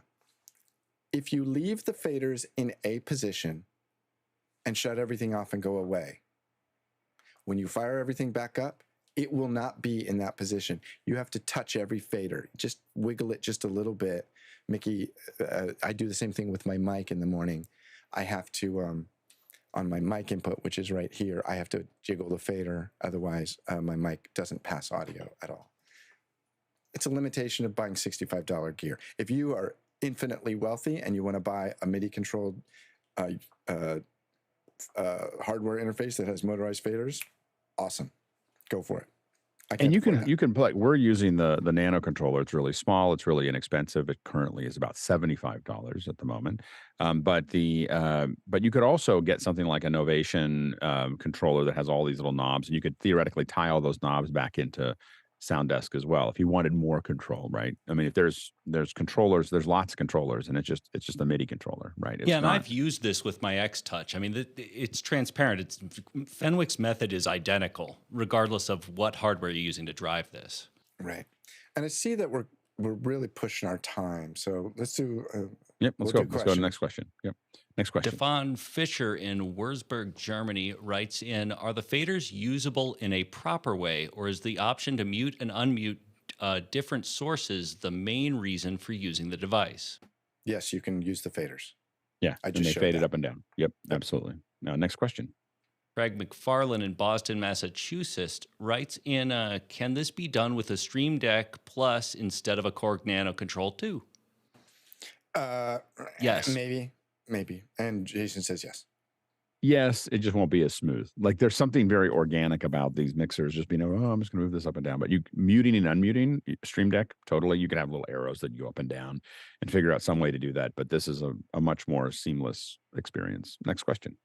Jeff Cohen in Miami Beach, Florida writes in, can Loopback group all sources of audio except one specified app? Yes. Yep.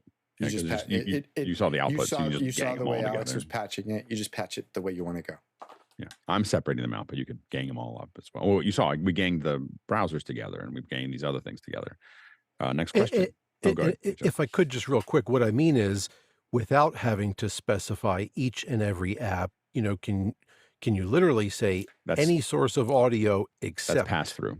That's pass through. So Jeff, imagine this. Imagine there is a universe where all the audio comes down one giant tube. That's called pass through. And then I say, but I would like to control QuickTime separately.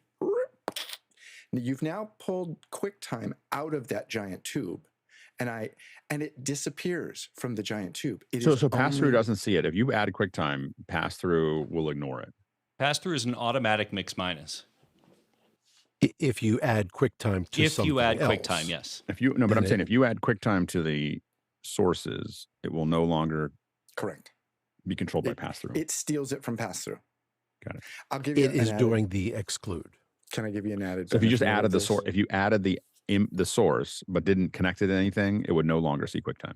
Like That's the pass-through correct. would no longer see QuickTime. That is correct. Yeah, So there we I'll go. give you an added benefit to this. I have After Effects in my system here, and you know that annoying chime you get when every render is done. So you just gave it something. I gave it someplace to go, and now I don't have. Anyway. You know, when I was at Lucasfilm, I thought it would be really funny to have when it finishes its render. I changed it in ResEdit to go smoking, and every time I finished it, which was amazing for the first day, and I had to go back. And then Things after are that- amazing for the and first then, day. and then what I did is I replaced the chime with a little. I just hit the desk like this, and so it just went donk. And so this is the wonders of what ResEdit. I went in and ResEdit it, so it was like instead of being ding, it was like donk, and it would just tell me it would be enough for me, but it wouldn't be so annoying. Next question.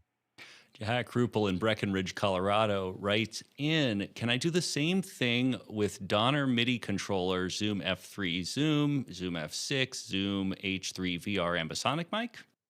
Probably.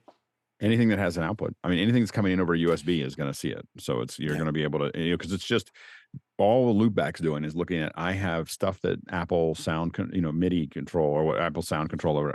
I have objects over here, and so if those objects are seen by the OS, they're going to be seen by Loopback. Yeah, if you can address it, you can sort it. Yeah, it's really important that the next thing that we get to here is super important, because now that we've stolen all that audio, we have to put it someplace. Okay, let's do it. Okay, so back to my screen here. What you need to do in SoundDesk is go to Preferences, Audio, and I'm going to have to zoom out because this control panel is way over here. And Alex, what you need to do is select for your input device is your SoundDesk input, and your output device is your SoundDesk output. Wait, I do that in preferences? Nope. SoundDesk. In SoundDesk preferences. Preferences, subpanel audio. Yeah, I had this up. Okay, so right now I have my input interface being a MixPre-III, so I'm going to change that to SoundDesk input. SoundDesk input. Yep. And now I can't hear you. Oh, because I changed my mic. Hold on one second. Let me go back to. Let's go back to. No. We stole Zoom. You don't hear us. Alex doesn't hear us right now, and we can say anything we want. Alex doesn't hear us right now because we stole Zoom. So we have to assign that his audio output. We'll wait till he comes back. I don't know whether. Can you guys hear me? We can hear you now. Can you hear me now? I can't hear you. Or just try talking. Just make sure it's not Okay. me. Hello. Oh, Yeah, I'm talking. I'll keep talking. Undo what you did, Alex. I'm going to text him over here. Can somebody? Can we use comms to talk to Alex? Put it back the way it was. This is exactly what happened. So when we activated or tickled that thing, it said, "Oh, send Zoom audio to a magic place that isn't routed yet," and it's not in Alex's ear. We won't be able to hear him. I can't see. Come on, Alex, come back. Come back to us. I told him this was going to be dangerous. I'm going to pin this. Alex, can you hear me? Come on, Alex. Come on back. It's not there. It's not your mic. Hello, hello, hello, hello. Hey. Okay, can you hear me now? There you are. Yeah, it's interesting. Okay, no, I know exactly what happened. Once you activated the SoundDesk input thing, it says, "Oh, let's steal the Zoom audio and bring it into where?" Well, I don't know. We haven't patched it yet. What was interesting was related to that was that it took it away. So when I changed the source to USB or to MixPre-3 for Zoom on both things, Mhm. and it still was gone. Okay. Like, so I was trying to just route around it. Like, oh, I can just go back directly to Yep. the So MixPre, and it didn't this work. is good. We're learning. Anyway, What we should do is we should set up the output so that you are going to be able to hear it before we break it. yeah, yeah, exactly. So when I turned off Zoom, now I can hear you fine. So Okay, so let's go so now back. let's go back. Let's go back to the mixer then. So then I set and my actually, output let's take- interface. No. I don't want to change it input and output yet. We're going to do some what I call blind patching. Okay. We're going to do a bunch of stuff. We're not going to see the result of it until we change our input and output. Okay. Okay. So if you look at my screen here, my channel 1, I get to choose which one of my You also have more channels than I do. So where do I add channels? Hold on, I'm realizing you're not going to get to do this.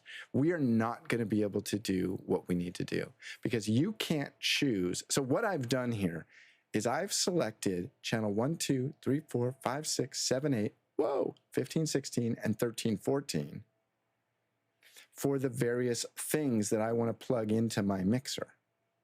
And those channel numbers correspond with these channel outputs on my SoundDesk input module that I created in Loopback.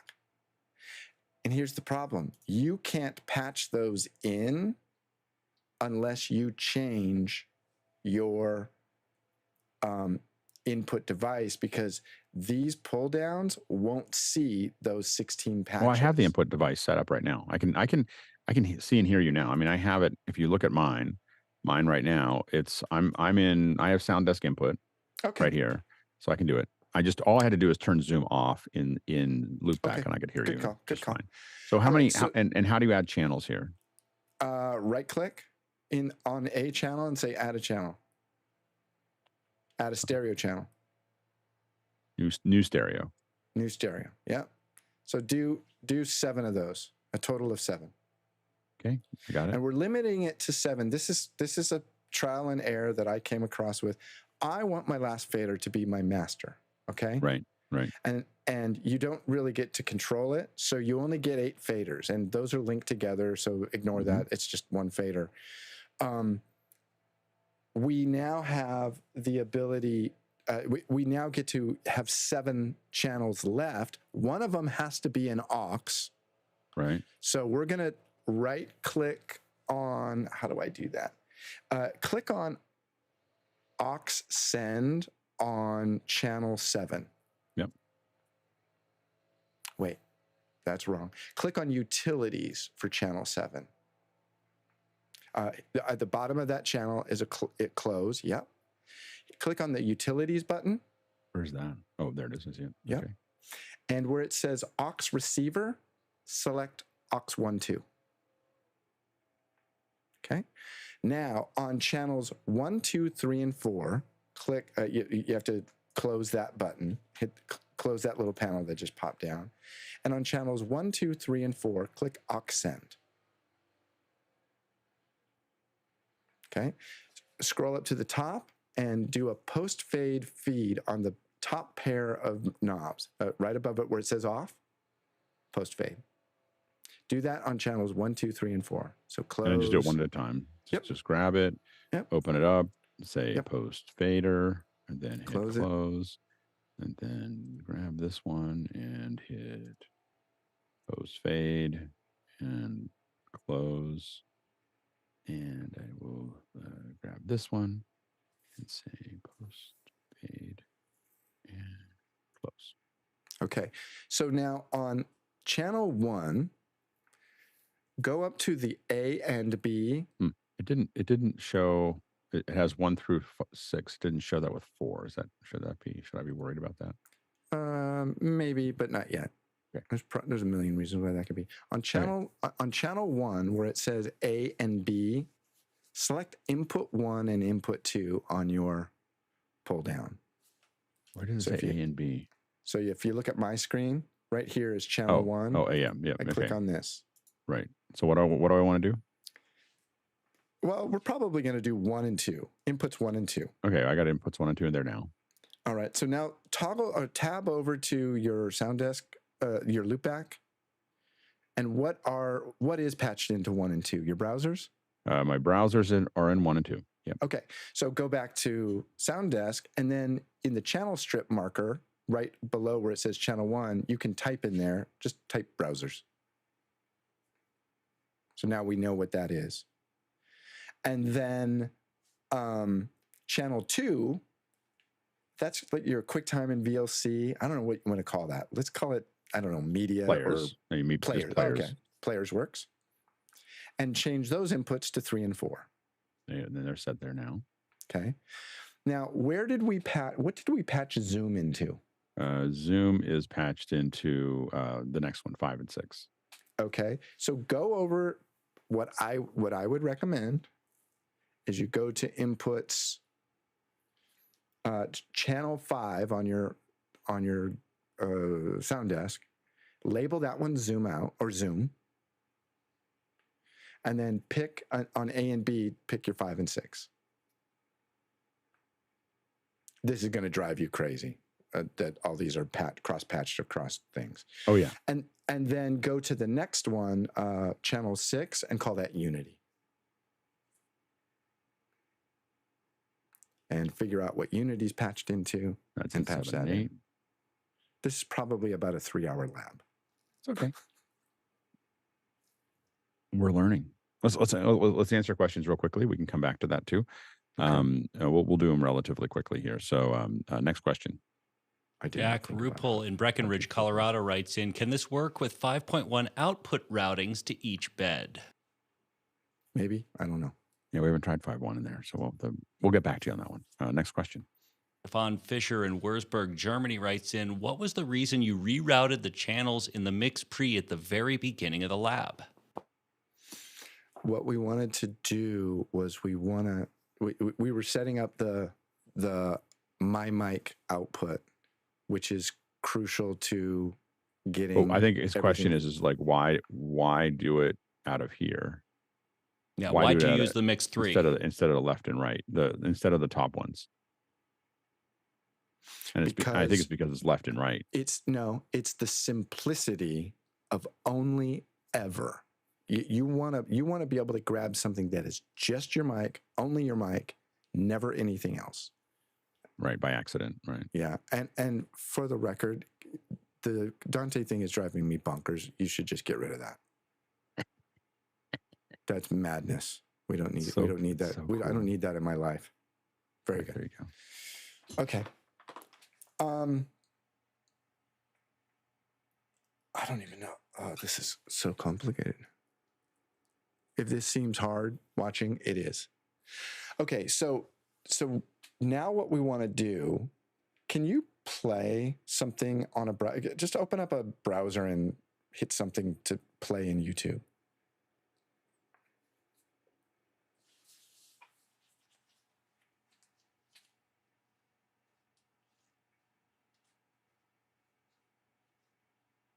And then fade up that fader.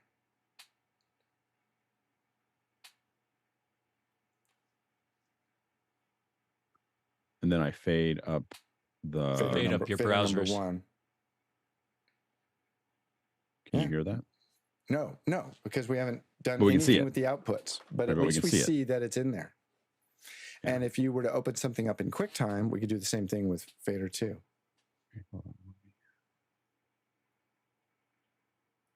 And here's something else we could do. Fade up fader number 6, and let's get somebody in the back end to talk to Alex on comms. Someone just fire something off in comms. There it is. They're talking to you on comms. Very good. That's and if you cool. want, you can use the pan control. What is this madness you're doing? You can reorder channels. Okay. Oh, I didn't do that on purpose. And yet here we are with a completely ruined system. Stop this. You can also color code them if you noticed on mine. Really? Wait, Yeah. where? See? Under utilities. Under utilities? I Yeah, was thinking utilities that. I per was channel, thinking and it would there's be your really color. good to be able to set the color. I'm a color guy. I love colors. Hold on. How does it? We're going to have to do another day of this, Alex. And see, No, I moving think them breaks yeah. the nail polish on the faders. All We're right. like All we're right. like a third of the way done. Okay. Well, we will schedule another lab to continue this conversation because we're doing labs right now. So I think we're out for this hour. Hopefully that was useful for folks. I recommend downloading the demos of these and playing with it. It's really, really powerful. And I will say that I think that even though we're going really slowly, through this, I think it's worth it. I think that there's something about going at the speed of. I purposefully deleted everything that I had in SoundDesk and Loopback. I wasn't, and cleared everything out so that Chris would have to explain it to me, because I think that from a lab perspective really makes a difference. It's really hard to watch someone who knows what they're doing just go and just do this and then do this and do this and do this. And so I think that there's something about you explaining it to me over, and then people able to ask questions. So, and again, this is a new format that we're kind of figuring out. And so what this means is that we need to do another day of it. And So as a bit of a tease about what is coming up next, and Alex, this may inspire you to say, yeah, I want to keep working on this afternoon. I want to just show you this. So this is where we're going. The next step is to get your outputs done. What we've done so far is your primary SoundDesk output, which is this pass through to these three things.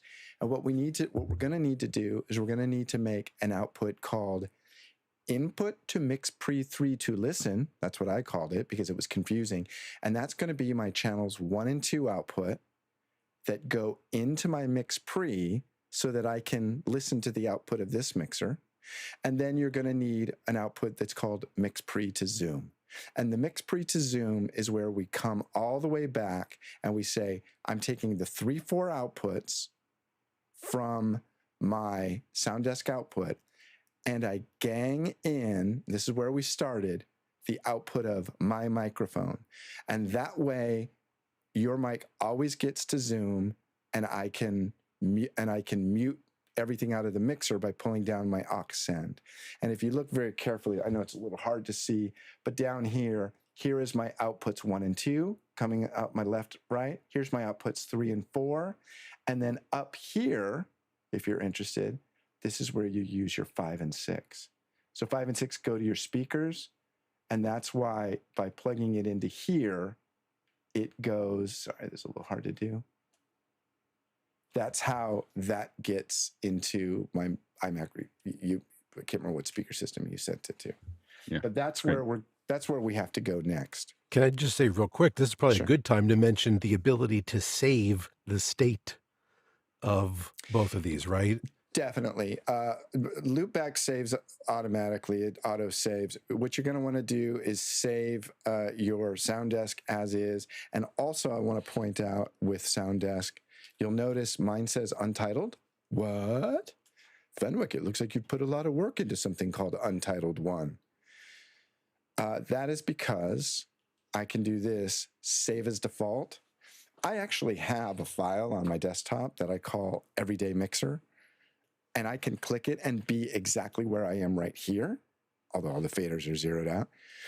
But I have it set as save as default. So when I launch SoundDesk first thing in the morning, I think it even auto launches, boop, boop, it opens up in this state. So it's the same. Can I make a real quick comment? Sure.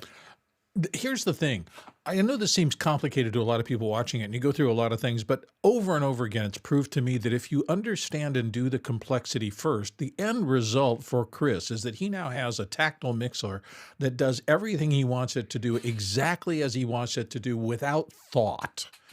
And removing that complexity from your brain so that your operation is as simple as possible is so incredibly powerful to bring effort down and more time back into your life. And I look at, like, for instance, one of the things I have is I have a lot of computers that are all tied into the system, but I need to manage the audio. And so I can see using Dante on all the computers and then feeding them all into the system so that I can just grab onto, I can move. Okay, now I'm going to show you, because what happens for me is when I do presentations, this is what I was thinking about while we were doing this. When I do presentations, I have a computer dedicated to presentations, right? And I have another computer that's dedicated to my Telestrator.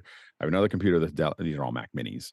Another dedicated to the apps. So these are, if I want to show you an application, I'm going to open that app in another thing. And the reason I do that is so that I can switch back and forth I can switch back and forth, and I'll tell you, it may seem silly, but the quality of the presentation goes up pretty much when I can just I can just cut to an application and then cut back to my presentation. Because what I'm doing is I'm going, here's all things that are important. Let me jump to a demo. Now I'm going to go back to all these other things. Let me jump to this. And so being able to jump to those things and not ever have to get out of anything or go back into things. But the one problem that I've had is the audio routing, is getting that all working from all those computers. And I realized that this is going to revolutionize that for me, because I'm going to have this thing and just move it up and down. This could totally be the thing. I will also say, if you're punching all those into an ATEM anyway, you could use audio follow video, have your ATEM audio output be one of your input, which is what I've done. Mine's called Blackmagic right here. Boom. Everything in my Blackmagic will punch in to channel 4. So if you change screens that you're sharing, boom, all of a sudden now I have the audio from that screen also. Audio follow video from the HDMI input at the Blackmagic. Right. So you're using the Blackmagic video switcher as an audio submix. And then you're taking, and what do you, and I have to admit, I don't know anything about the audio on the Blackmagic switcher.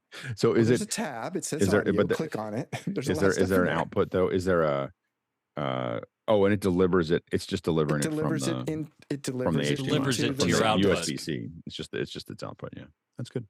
But then you're always leaving your mic channel up. I think that I probably, I'll fiddle with that. I'll probably want to have more control, but we'll see. Honestly, it'll probably be pretty no-brainer for you. Like literally, if I see it on the screen, but sometimes I want other things those buttons you never push. One of them's called audio follow video. If you engage those buttons that you never push, and turn that on, once you take it to program, that audio I understand, but sometimes I want something playing in the background while I'm talking, in the foreground while I'm showing something else. Like it's anyway. He needs the Rocky theme in the background. Exactly. Hero. So anyway, but I'll play with that. Anyway, thank you, Chris. That was a lot of. I mean, it was super helpful. I agree with what Bill said. It's like a whole bunch of brain work on the head end, right? So that you can turn your brain off. Well, and I think that the other thing is just there's just a lot of learning here. What we want to do is start to do these labs and we might get an overhead camera with going through a mixer and setting up a mixer and talking about why we do what we do and everything else and that process. And so these are all things that, we're going to, I think that this concept of a lab in the second hour makes a lot of sense. And this is the first one we've really done. I mean, this is the first true lab. Mine was a little bit of a lab yesterday, but this is the first lab. And I think it's really good. That the concept of an aux mix might be over a lot of people's heads, but it's just a mixer in your mixer. It's just another channel that's being mixed, a submix. So anyway, and we can. But I think that we're going to do more of these, and so and I think that one of the things we may do, like in this case, I think we're going to come back and do it again on another day. But I think that one of the things we may do is if we run out of time, this may be a thing where we schedule a lab in after hours to continue it. So like we'll go through this and go, hey, because we're not going to be able to always go back to them. We knew this month we have plenty of time to do that. But in other months we may go, we're going to come back to this. We're going to go into that. We're going to do a lab next week and talk through it and have it more open-ended and stuff like that too. But I do like that now there's a video archive of this so I can go back. Well, and there's again, there's an overview that Chris did that talks about the entire process. And then there's this kind of slower version of this that kind of just creeps through the whole thing, which I think is very valuable, because it's one thing to watch the presentation. It's another thing to see people like setting things up. And the goal down the road is that for apps that don't cost anything or that you can get a demo, what we're going to encourage everybody to do is, hey, we're doing the lab, go download the demos of these inside of the demo period. And we can engage, I think we can engage some of the vendors that we want. Like if we really think it's important, get one of their people to come on or someone that's a specialist, and we're all going to work through this together. They're just going to do a bunch of sales stuff. No, not the sales guys. We can get people to show us how to do, but we want to do a certain thing with your product. We're going to ask you a bunch of questions, and there's no, we're just going to have you walk through it. So I think there's a bunch of options here. Anyway, thanks, Chris. Incredible work. Yeah, it's really, really cool. This is the model for the future, and we're figuring it out. And Chris is our guinea pig, and he did an incredible job. So really, really appreciate the effort. We've been talking about doing this for like 6 months, so it's really good. See the color on my channels? Yeah, I know, it's so cool. Yeah, that gradient's beautiful. Thanks to to all the panelists who made this work both in the first hour and second hour. Thanks to the producers for all the great questions, both in the first hour. The questions are getting really good. You know, whether you're using the QR code or whether you're using the Mukana, thank you so much for throwing those questions in. Thanks to the incredible team on the back end that makes this happen every single day. It's you know, we and roll with the punches that we just gave you, because trying to figure out how to keep, like, how do we do the 2-up, and how do we, who are we cutting to, and we're figuring it out all together. So thanks to the development team that makes this happen and has made this transition relatively smooth. Thank you to the you know, everyone cutting the show, managing the show, figuring out what we're doing, the councils, all those things, all those people that are making all of those things work. So we appreciate all of your contribution. We traveled 84,000 miles, 136,000 kilometers, and that is 672 million bananas for scale. All right, let's go ahead and jump into After Hours. Cool, Chris. Yeah, it was good. Right as we got into this, I was like, I have not really thought all this out. That is the best way to start a demo. Yeah, that's how it starts. This is a request. Gotta learn to fly, get in a plane. I broke my question, Max, but I would love to see if you talk about, is there any features for commenting? Because I do the same thing. I set up this complicated thing, and then I automate it so I don't have to go through it. But then when I finally do, I have no idea what I did. Why does it work the way it's You know, so one of the things that my version of that, Jeff, is my slide deck. This slide deck is crucial to me. This slide deck is my total brain dump from the beginning of COVID. It has like 300 slides in it. But does Loopback have any comment module? No. But what I will say is that the other thing I do is I tend to tear things down a lot and then put them back together. And I specifically do it because then I start to